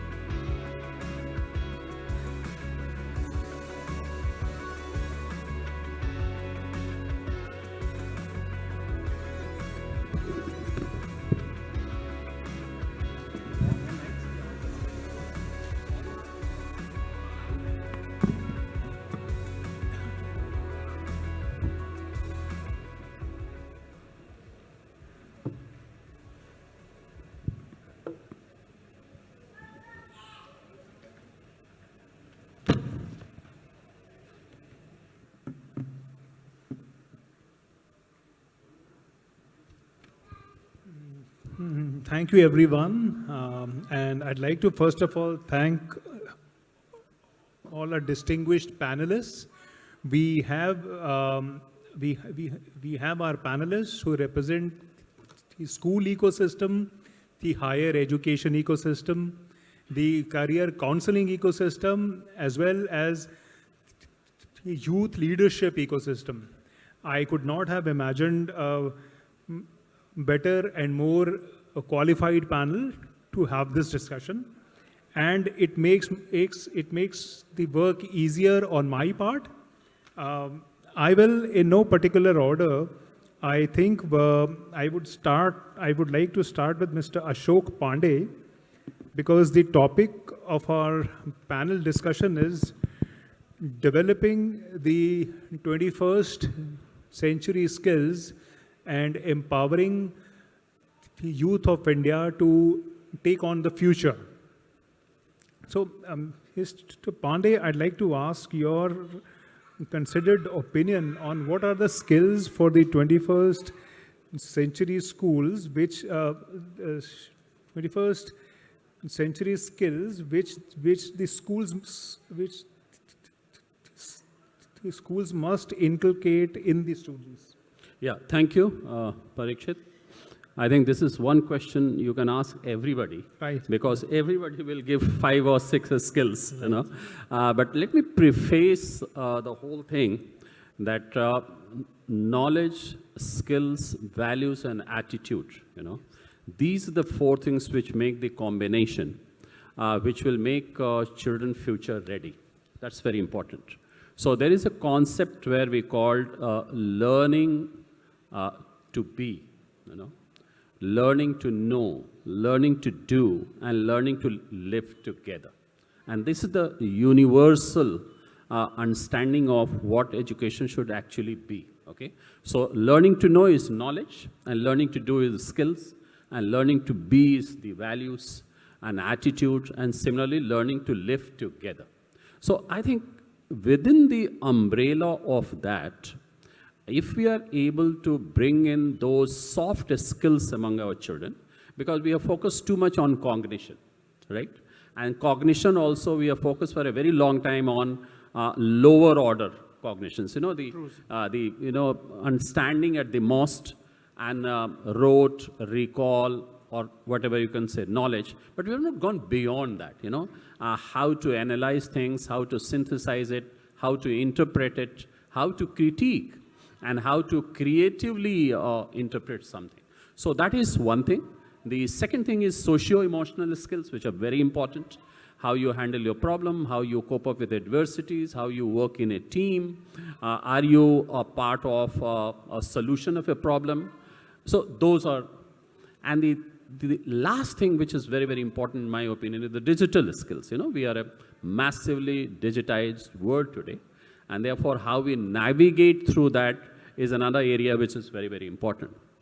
And therefore, putting them all together, I would just sum it up by saying that, you know, the value is the most important thing, you know, that what do you want to be in life through your character building, you know, through somebody who can contribute to the society, somebody who is very sensitive to the needs of the society. Those things are very, very important in my opinion. And therefore, values first, attitude second, and then skills, and then knowledge. If we can reverse this order, probably will be a better world tomorrow. Thank you. Thank you. It's an interesting insight, sir. And I would want to come back. I would want to come back to it later. But taking ahead the progression from the school ecosystem, I'd like to come to Dr. Chitkara. And ma'am, I would like to ask what's your opinion in the role of the higher ed institutions in equipping these skills in the students? I think coming from the school education to higher education, and well said by, and I think it's very appropriate topic. You all will be amazed to know that now we all indirectly working on the education 5.0. And when we are preparing the student for education 5.0, already society and the industry has reached to 5.0. It's very threatening for us, for higher education institutes, that how we have to give those skills to them. Now, the example is very clear that during pandemic, the students who were not very technologically strong or very sound, they had a problem. And when they had a problem, the whole education system was in problem. So what I will suggest and what we are doing at Chitkara University is that it is that industry academia interface is very, very important, and we are working very closely with the industry. So what we do is that we just talk to the industry and we tell them that what type of skills are required by the industry which we have to give the students. So this is every curriculum, whatever we are doing, it is co-created, it is co-executed by the industry and the academia. So now it will be a teamwork, it is working out of the campus. It's very important that now the students of the higher education, they should work for the society also. And the example is that, for example, our students in BBA and MBA, they have a BBA in marketing and sales and retail. Now, if they are sitting in the classrooms or they are sitting at home, how they will be able to understand that what retail or what sales is? So we have adopted 5 villages around our campus, And they are the teachers, there are the people there, those who are giving, and you all know that we are from Punjab, and the Fulkari, Bagh, Dupatta, Punjabi Jutti, Paranda, they all are very important, and the ladies are doing it for taking one month. But there are the mediators, and the end product is that they are not earning anything. So we have given this responsibility to the students to create those skills where they have to sell those products in the market. So it will be a very great skill where they will be learning, and side by side they will be going to the market. We give them the place in the malls, we create that place for them, and actually they have to sell those products. And the whatever they earn, that is immediately giving back to those ladies. So in that manner, these type of skills, very indirect method, they try to learn. So now it is a responsibility, as you know, that NEP is in the market, and now it is the stage for implementing NEP for all of us. And there is the internationalization and working for the society. So since we have incubation centers, we have told the students to develop those skills where they can give the solutions of the problems faced by the society. So I think these type of skills are required, not which is not possible in the classroom. For that, they have to go into the society to work for them and to understand the problem. So these different skills are to be created. So I would agree to that, ma'am. Experiential learning is the key here. That's very right. And since we're on the subject of the higher education scenario, I'd like to invite Professor Gurjar and ask him what, according to him, are the particular skills which the STM students must develop, and if they are to succeed in the 21st century, first of all, and how are the IITs contributing to it, sir? What's your opinion on that? As far as IITs are concerned, lot of freedom is there for pursuits of their vision. Students are given lot of freedom. So you may find that students are not going in the core branch. Many of the students are choosing for, let us say, coding, because lot of jobs are there, and they have mastery in their own programming skills, and this is what market is asking. And you would surprise that during this corona period, we thought that this would be a great challenge to have a good placement, but somehow, right now, we have around 99%, more than 99% students are already placed.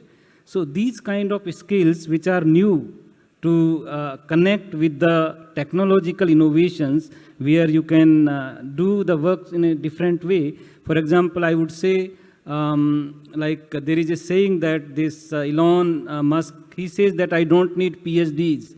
I need people who can think differently, even if they are graduates. And you can look at the top-notch trendsetters like Bill Gates, Steve Jobs, or Mark Zuckerberg, or in India, even Gautam Adani.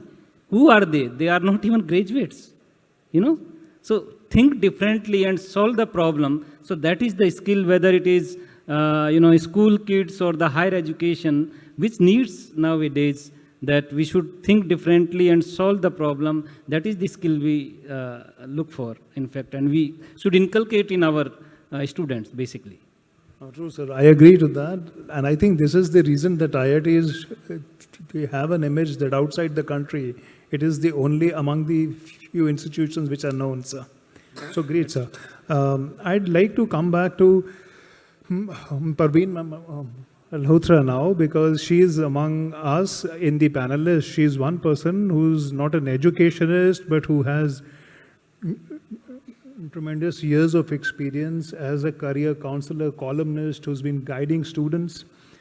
I want to understand from you, ma'am, what is your impression about what is that key skill which the students in India are to acquire if they are to succeed in the 21st century, and this can be from the school stage up till college. Only one. Okay. You are saying only one. Can I say? No, yes, ma'am. Yes, please go ahead.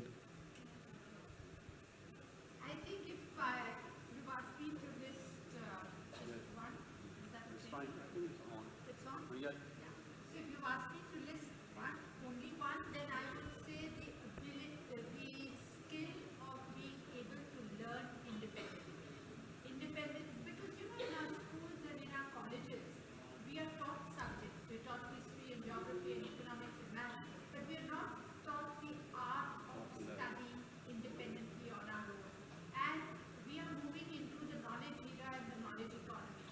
So उसमें अगर एक skill आपको चाहिए, it's this ability to be a constant, lifelong learner, and to be able to read around the book, not just confine your learning to the textbook and the questions at the end of the book, but read around the subject, analyze.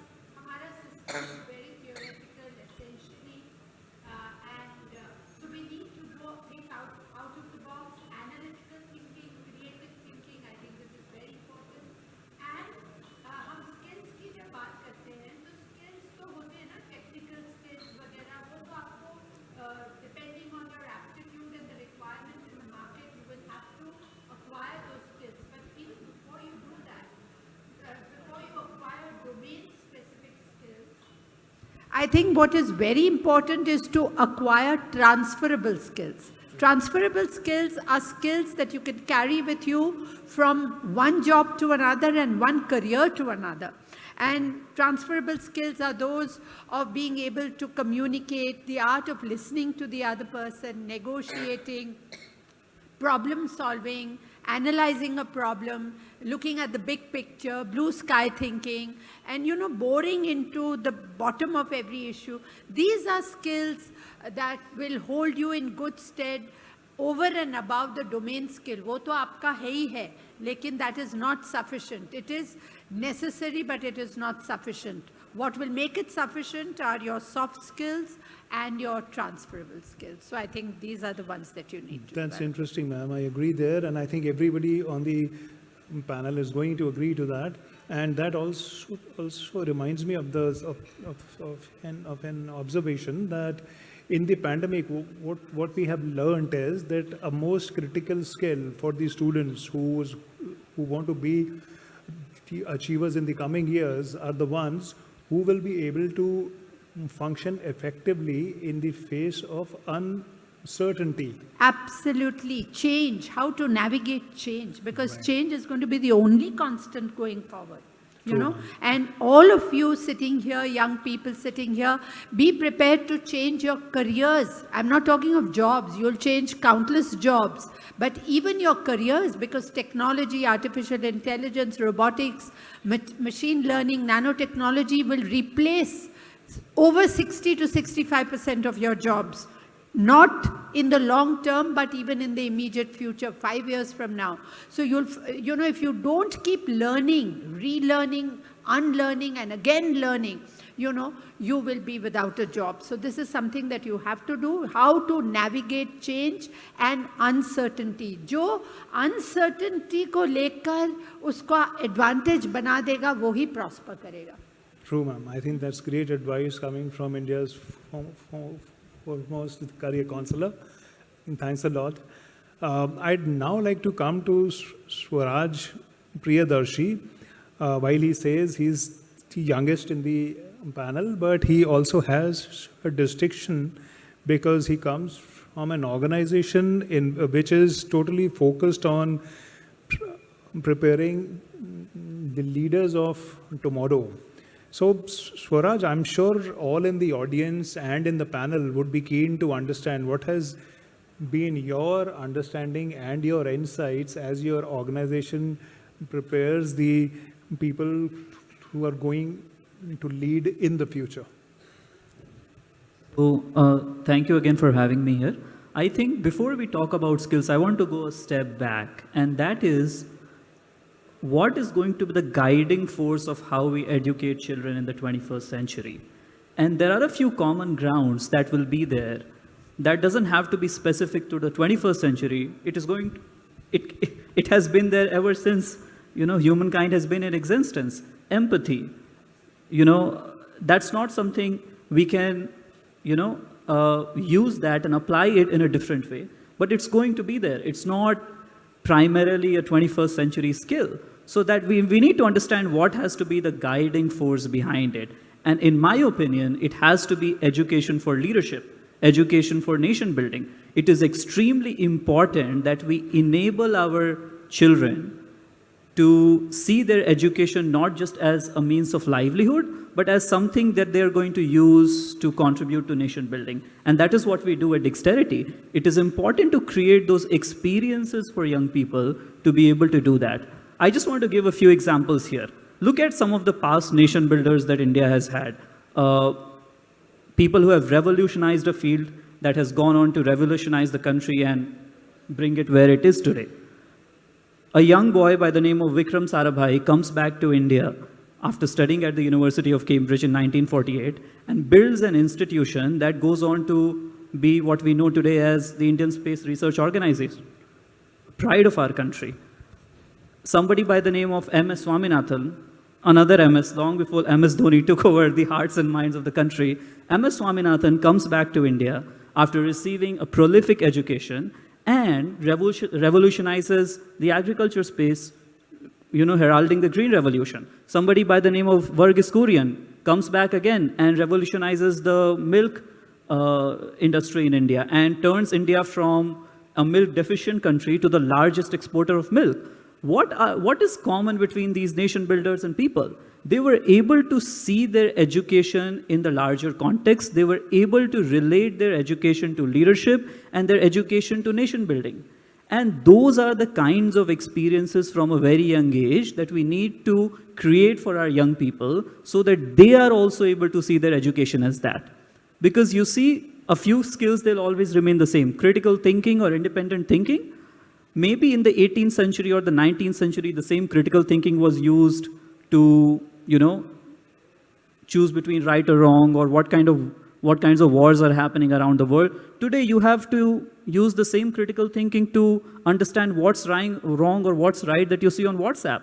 So that needs to be there, and that has to be the fundamental guiding force behind how we educate our children and what kind of experiences we help build for them.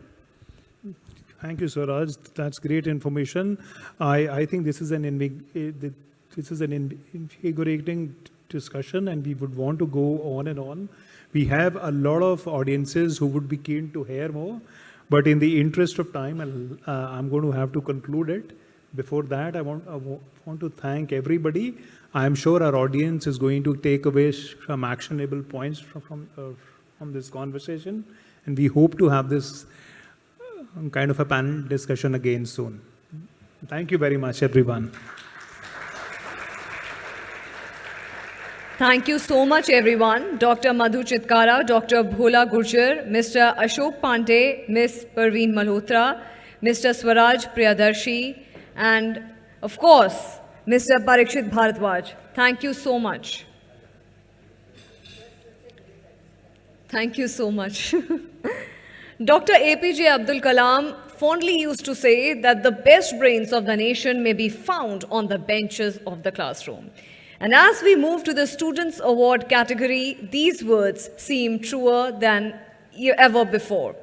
We have 7 subcategories of awards in this category, and starting with the first one, which is the most innovative educational project.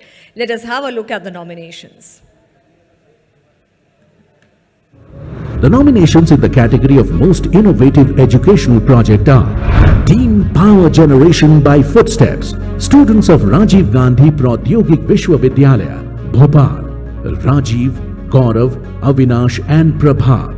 This team of 4 enthusiastic youngsters have developed an innovative solution to generate electrical power through a non-conventional method of utilizing footsteps.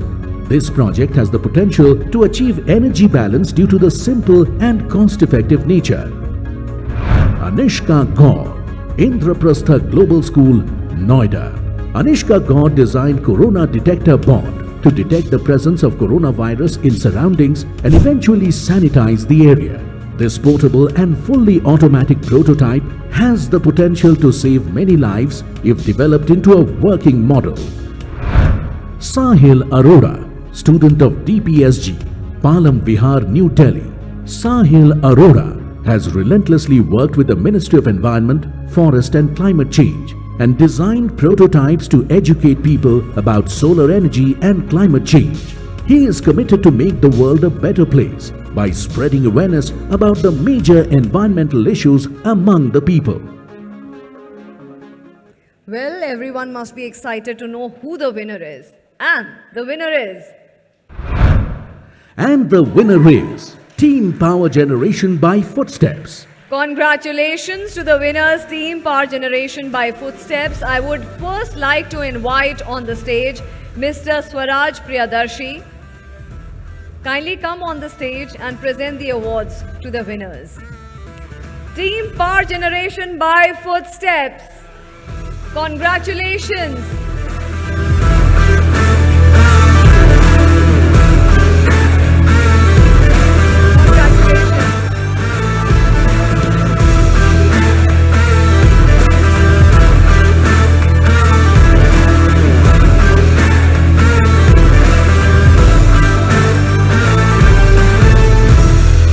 For the most innovative educational project.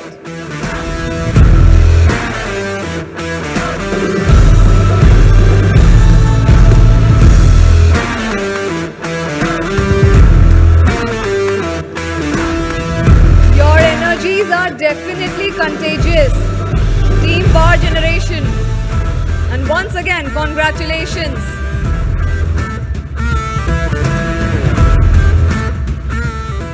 I would request you to kindly stay back on the stage. Our next subcategory is Most Socially Relevant Initiative. Can we have a look at the nominations? Presenting nominations in the category Most Socially Relevant Initiative. Mansi Rai, student of Delhi Public School, Gautam Budh Nagar. Mansi Rai decided to destigmatize mental illness among the teenagers by launching Teens Together Foundation, a group that highlights and shares the challenges and concerns of youngsters and spreads awareness about them. Pranjal Tyagi, Shahid Bhagat Singh Evening College, Delhi University. Pranjal Tyagi has encouraged young girls to come forward and speak about problems faced by them in the society.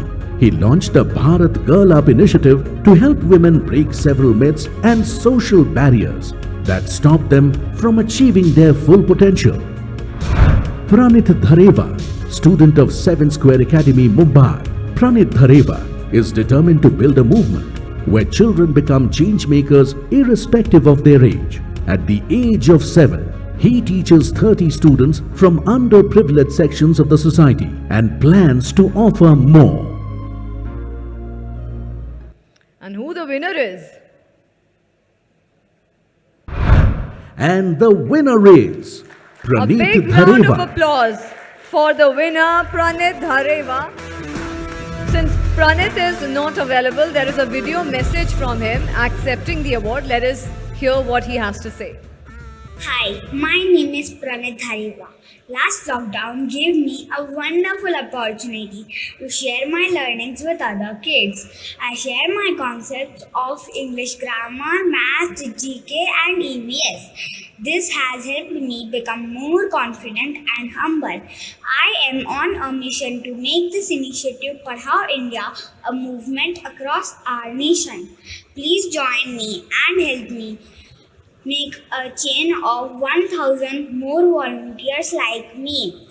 I am grateful to my parents, teachers and Jagran Josh team for their support in this beautiful journey. Thank you. This award is for the most socially relevant initiative. I would request someone on his behalf to come and kindly receive the award. Congratulations, Pranit Dhareva. And the winner is Pranit Dhareva.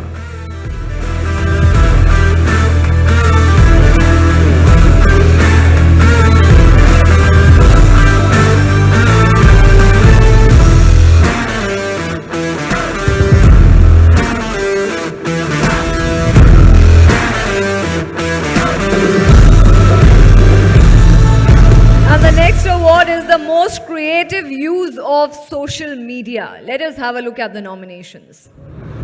The nominations in the category of most creative use of social media are Dipti Vrijesh Pandey, From MGM College of Engineering and Technology, Navi Mumbai, Deepti Vrijesh Pandey co-founded an online shopping boutique along with her sisters and encouraged people to stay at home during the lockdown with free deliveries.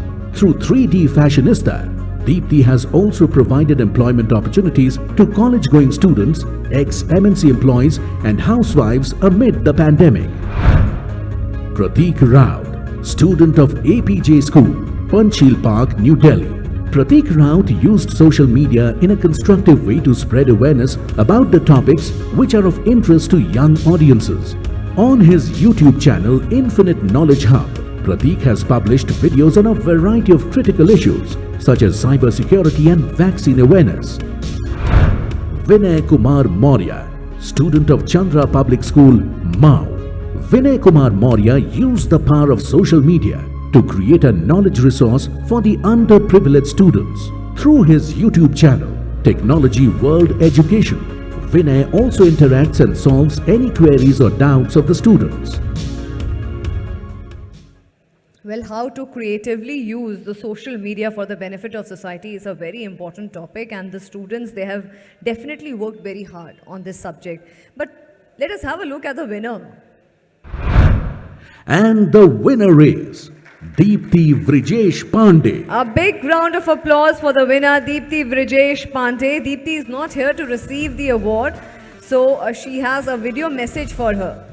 Hello everyone, my name is Deepti Pandey and I am pursuing my Bachelor's of Engineering in Information Technology. Currently I am in 3rd year. I believe that girls can do everything. To prove my statement, I decided to do a business in December 2017 and started my research from 2018 and completed it in 2020 March and launched my business with my sisters in March 2020 itself. And we launched our business named as 3D Fashionista Online Boutique. Where we provide employment to ex-MNC employees and students and housewives for their lifelong journey. And we also, till this journey, we also have international clients from Malaysia and Canada. And our global aim is to make a 3D Fashionista a global Indian brand of clothing. And I believe that I can make it happen. And special thanks to Jagran Josh Award to share my story with you all. And thank you so much all for listening me. Congratulations again, and can we have someone from the team to kindly come on the stage and receive the award? And the winner is Deepti Vrijesh Pandey.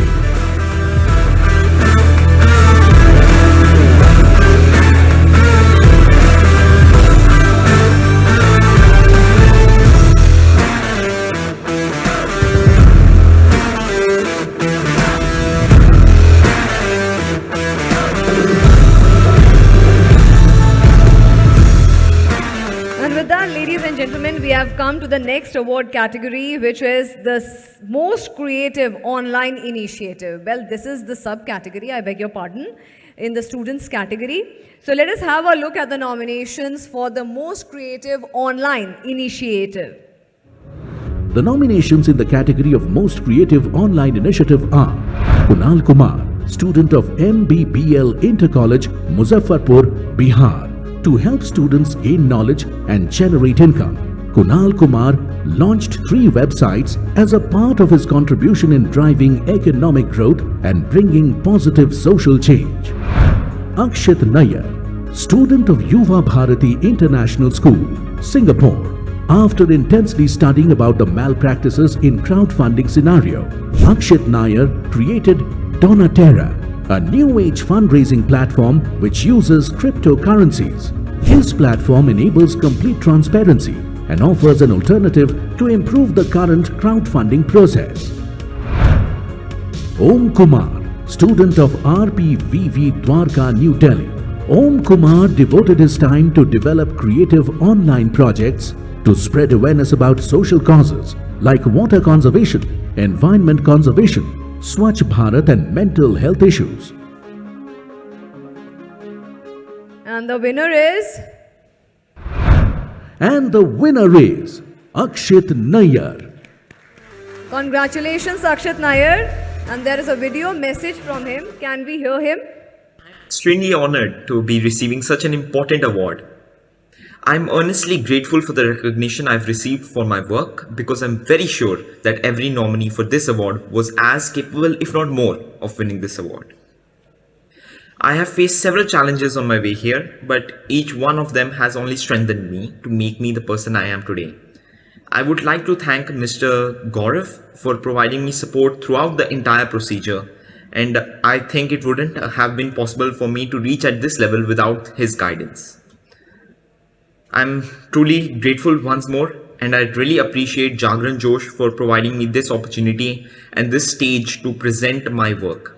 So I'm very, very grateful, and I promise to only get better at my work so that you can see more from me. And once again, thank you to the entire association and the team of Jagran Josh Education Awards. Really grateful. Thank you. Congratulations to Akshit Nair. Can someone from the team kindly come up on the stage and receive the award on his behalf? And the winner is Akshit Nair.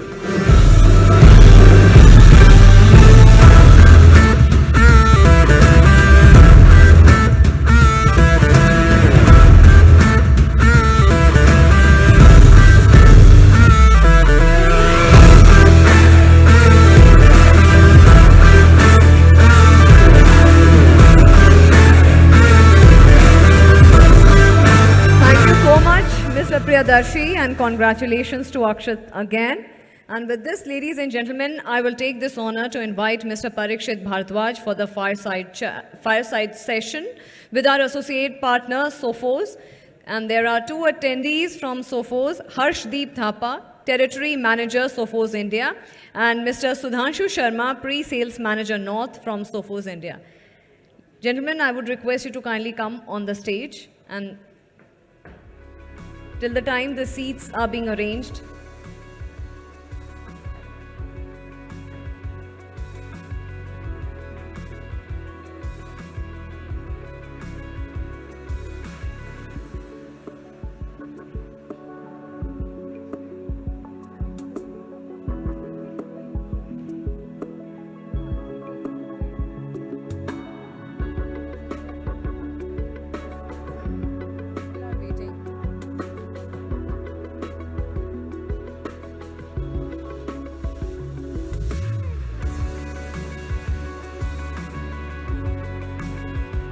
So this is a fireside session which will be moderated by Mr. Parikshit Bharadwaj.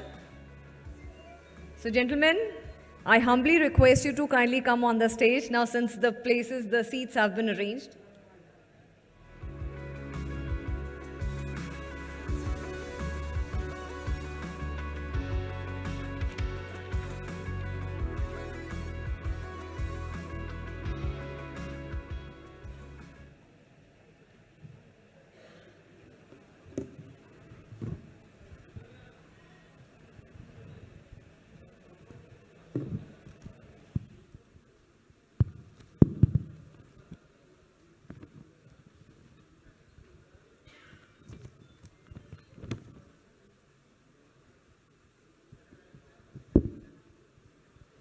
So first of all, it's a topical discussion because security is cyber security is an important issue, and we have two representatives who come from SOFO, and they are the best people to answer the questions there.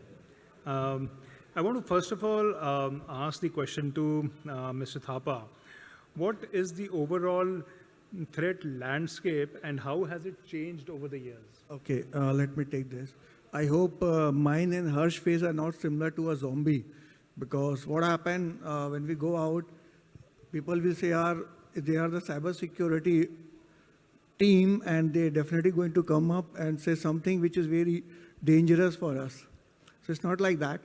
So as Parikshit mentioned about the landscape, if you just go back to 20 or 30 years back, the technology is very limited. So there was very limited system has been used.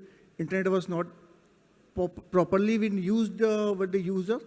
And when I was studying, and most of might be agree on that part, we were using computer to just take a printout. We are having certain data. And one of the other day, we used to used computer as a gaming PC for that. So gaming was Mario or something like that. But that today dynamic has completely been changed. It's not only about the basic requirement. So we live in the technology. We start our day with the technology. We spend our entire day with the technology, and we end our day with the technology. I'm pretty much sure almost all of the invitees available over here, they might be using a mobile banking or the social networking, and we are doing whatever we want to do on the mobile devices, correct? But how we make sure that the devices are safe? Because the technology has been changed now. There is no, in the previous scenario, we were using as a signature-based technology. Now, what is the signature-based technology? Is something, there is a code has been defined, means A is equal to A, B is equal to B, and something has come up. Let's example, a virus has been popped up with C. So I know A and B, I don't understand what is the C. So what I'll do, I just simply pass that. But right now, as what mentioned, the technology has been shifted like anything. We are using internet from day to, starting from morning to evening, everywhere. Virtual is there, cloud platform is there, and we're using internet like anything. Okay, everyone's saying that 70% of our workforce are dependent on internet right now. Mailing is the biggest solution for us. But are we aware how to protect ourselves? So it is not only about the signature-based technology. We are referring to AI-driven technology. We are referring to deep learning analysis. We are referring to the artificial intelligence and all together. So to understand the technology, we have to be quite aware. So in Sophos lab, we understand there are almost 4 lakh samples we collect every day. You assume that 4 lakh samples per day, but we go back to 20 years back, it was only 1 and 2. So 4 lakh samples a day, and out of that 4 lakh samples, almost 60 to 70% samples has never been seen before. And it has been happening on a daily basis. And out of those... This is interesting. I want to just interrupt you here because I wanted to ask you about, because of the education theme here, I wanted to understand what is the importance of cybersecurity preparedness in the education sector, if you'd like to answer that. Yeah. Let me take this question. So if we talk about cybersecurity readiness in the field of education sector, it is very, very important, right? So we have seen that corporate and enterprise, they have adopted cybersecurity in a very big way. But when it comes to education sector, yes, there is a room for improvement, right? And to start with, what education sector, what they can do is, the first thing they can do is they can keep cybersecurity awareness as a subject in their curriculum. Yeah. So once you have this subject in your curriculum, your students will, they come to know that what are the right ways to use the internet, right? Absolutely. Yeah. And the second one is obviously you need to have a restricted usage of internet. Let me rephrase it with the protective usage of the internet, right? Because internet is the only medium or through a channel through which a malware comes into a network, right? So if you have a restricted access, means which user has got what access, then obviously it will drastically come down your cyber attacks vector. Yeah. Thank you. That's great information. I wanted to ask you, as Sophos is an IT security company, now what are the options which you can give to the schools and the colleges to increase their security IT posture? Would you like to answer? Yeah. So as everyone knows, Sophos has been into IT security for almost 35 years plus now, and we understand the DNA of particular malware, or we call it. So when we refer to the education vertical, the biggest thing is that we have to control the access address, what Harsh has mentioned on top of it. So we have to start from our host, means what you call it is an endpoint security. That is a very critical part, because the main entry of any malware is the mail. So we have a protection on the mail itself. And whatever policy we are placing, it should be based on the particular username. I have a particular identity. Harsh has a different identity. Parishit has a different set of identity. So what happened in any given point of time is something missing has been happened, because education, you start from 500 student or we go up to 1,000 student, it's very difficult to scan the entire network. So identity-based policy would be the better for any education vertical to identify the actual source of infection, from which is the particular culprit of my network. how I can go and trap them. And once I have a trap complete information with them, I can just remediate as soon as possible. Thank you, thank you. I wanted to ask you both one point on this. What are the best practices which you would recommend, and what would you think are the practices? Yeah, so one should go let me just tell few of the best practices that an organization can take.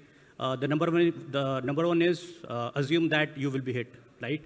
The mindset of being complacent that we are not going to hit by ransomware is very dangerous.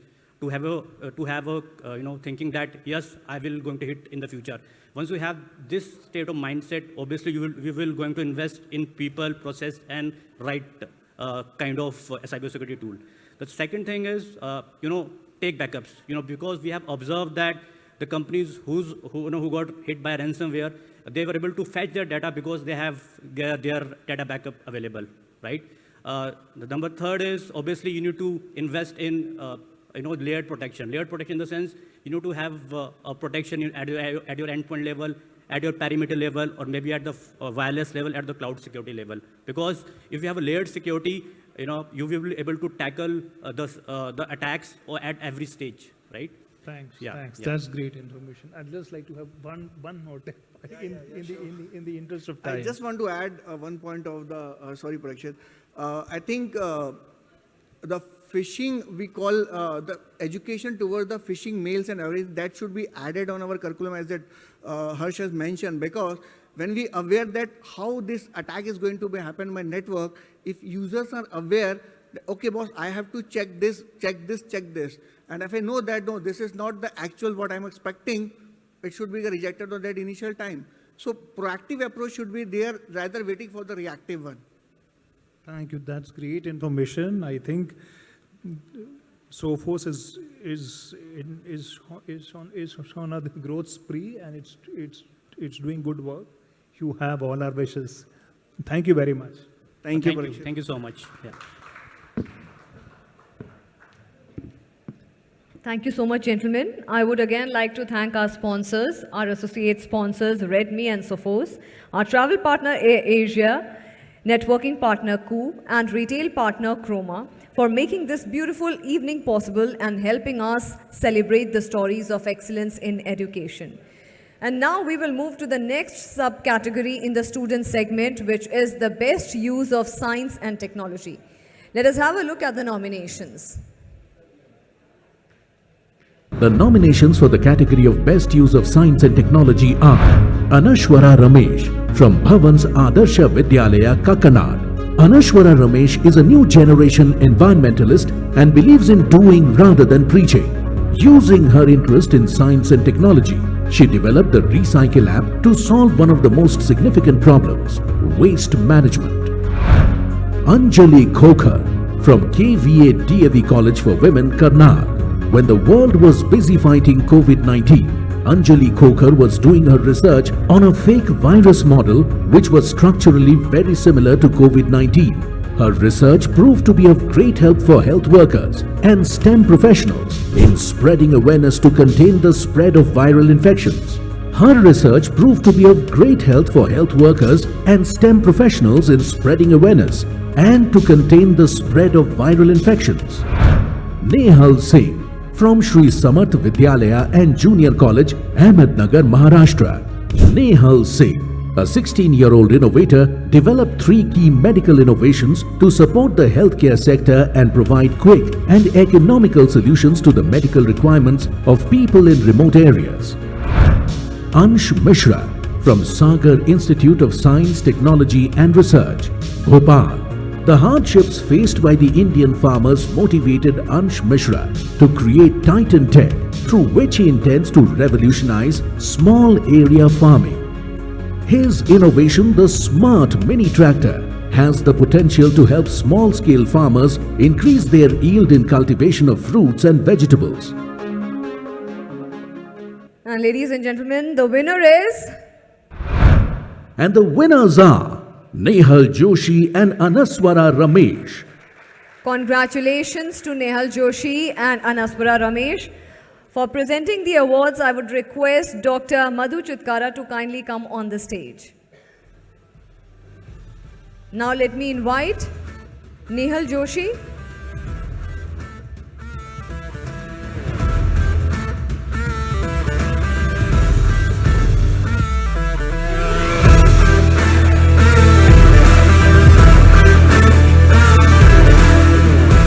Nehal Joshi, we have a video message from Anaswara Ramesh. The second winner. Hi, my name is Anishwara Ramesh. I'm a 9th grade student residing in Kochi, Kerala. First things first, I was so elated to participate in the Jagran Josh Educational Awards 2022 in the student category for best use of science and technology. I always believe that science is not just a mere subject to mug up by heart and learn, but it's a tool to change, to shake the world in your own unique way. True to the words, today I'm here so fortunate to say that yes, I too got an opportunity to play with that same tool which led to an app named Recycle. One step closer to nature. At this moment, I would like to thank each and every one who made my dream a reality, especially my parents who are the pillars of my success. I would also like to thank the jury members for selecting me as the winner, along with the team of Jagran Josh for hosting an event of this magnitude, paving the path for many more inventions, discoveries and much more that shall come on its way. Last but not the least, I express my sincere gratitude to each and every one who made this moment memorable by your esteemed presence. To conclude, what we know as humans about our world that we live in is just a drop. What we don't is an ocean. Let's together find it and enjoy the astounding and mind-boggling world of science. I remain. Thank you. Congratulations, Anaswara. I would request someone from the team to kindly collect the award on her behalf. Nehal Joshi, the other winner. And the winners are Nehal Joshi and Anaswara Ramesh.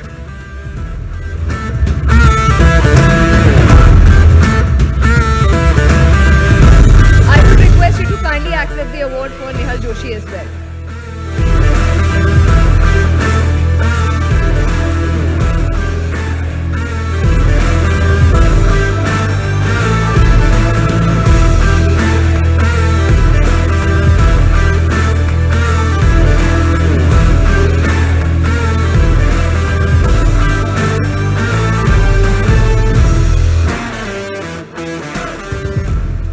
And now, ladies and gentlemen, the next award is for the most promising literary talent. Can we have the nominations, please? The nominations in the category of Most Promising Literary Talent are Amir P. from Panimalar Engineering College, Chennai. Amir constructively utilized his writing skills and penned down 13 thought-provoking books in 2 years, to which all generations can relate to. He continues to inspire many more people on social media through his optimism and positive outlook towards any given situation. Saudhya Day from Vidyasagar Shishu Niketan, Midnapur. Saudhya Day aspires to bridge the gap between the ancient and the present era by exploring literary arts and revitalizing them through the medium of literature. He has been able to attract the interest of the youth towards ancient cultural studies through his writings about art and history. Divyansha Kirola, the Indian High School, New Delhi. Divyansha Kirola is certainly inspiring her fellow students and motivating them to put pen to paper and bring their imagination alive. She has written a fantasy fiction titled Elements, The Lost Medallion, and plans to continue writing many more in the series. And let us have a look at the winner. And the winner is Saudhya Day. A big round of applause for Saudhya Day. Congratulations, Saudhya.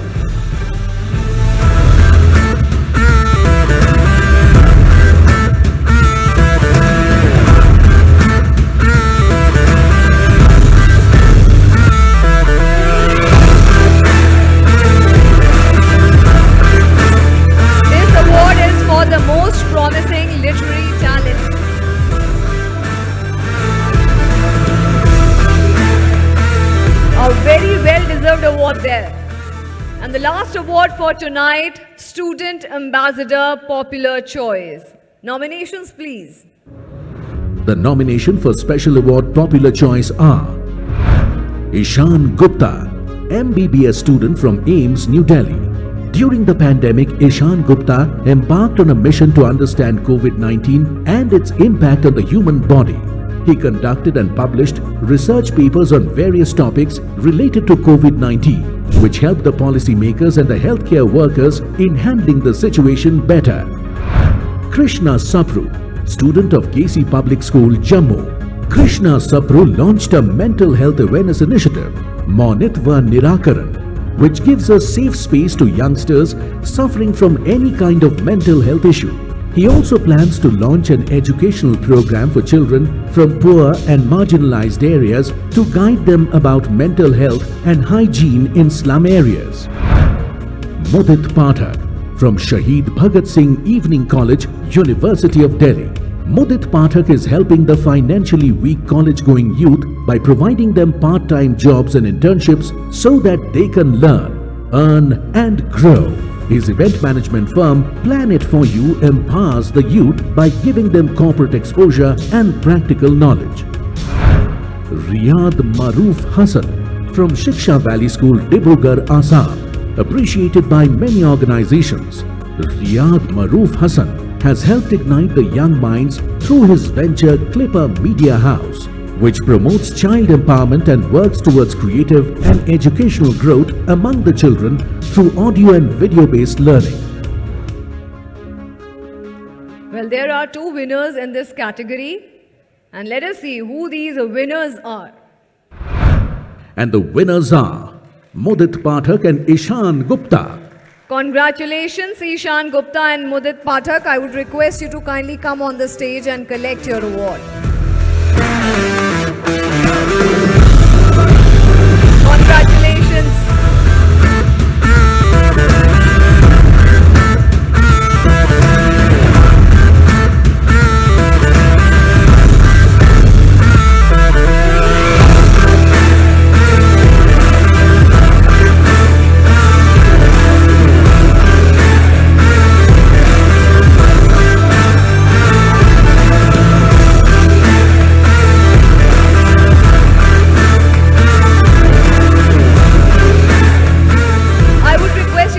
Collect the other award as well.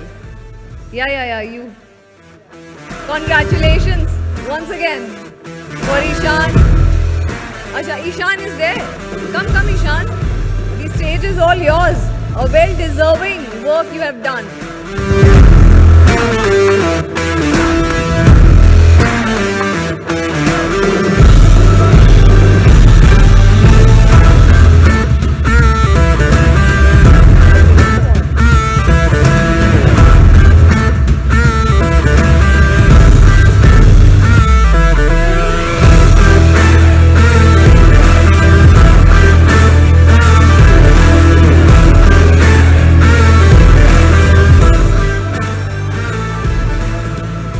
Congratulations and thank you so much, Dr. Chitkara.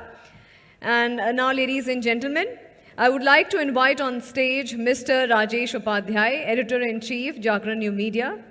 And before that, let me give a brief introduction about Mr. Upadhyay. Rajesh Upadhyay is a senior journalist with more than 20 years of robust experience in mainstream journalism. Currently, he is the Editor-in-Chief and Vice President at Jagran New Media. Before joining Jagran New Media, he has had a successful innings spanning a decade at the Bhaskar Group as editor. In the past, he has also been associated with HT Media, where he led their Hindi website, Hindustan, as an editor. He is a postgraduate in journalism and mass communication and is... आइए आप ही का मंच है आइए thank you so much शुक्रिया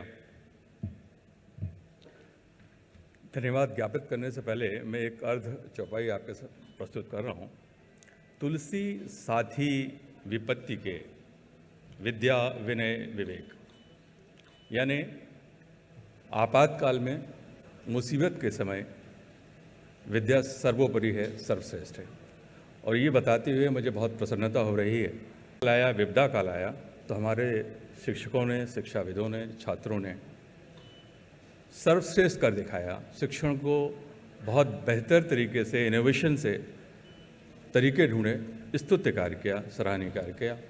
तो आइए तालियों के साथ हम उन सबका एक बार फिर से धन्यवाद ज्ञापित करें।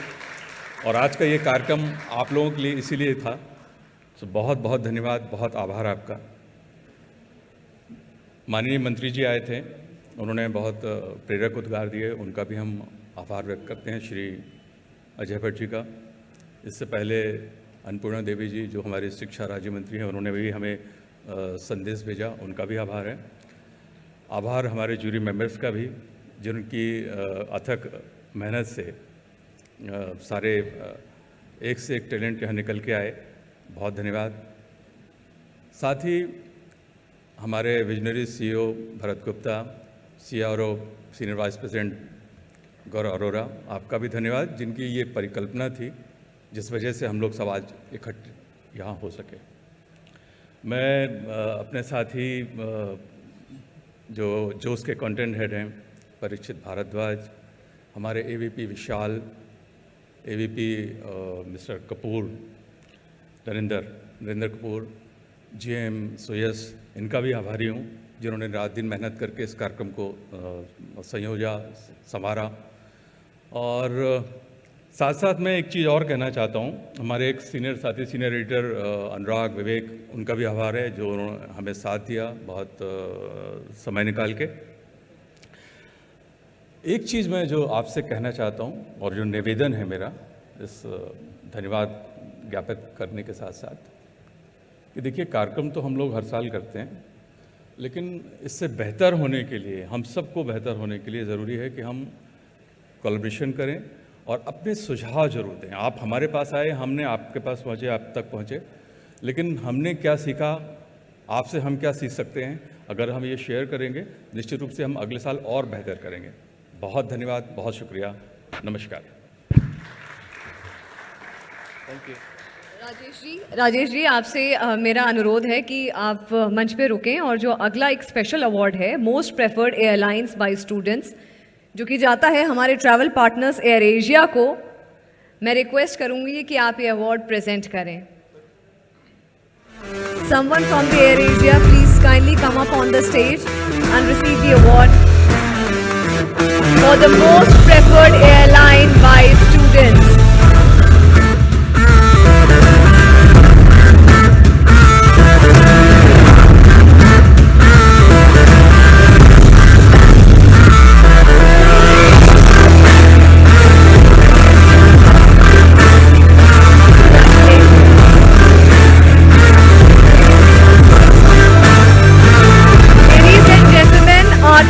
Partners for tonight, Air Asia, the most preferred airlines by students.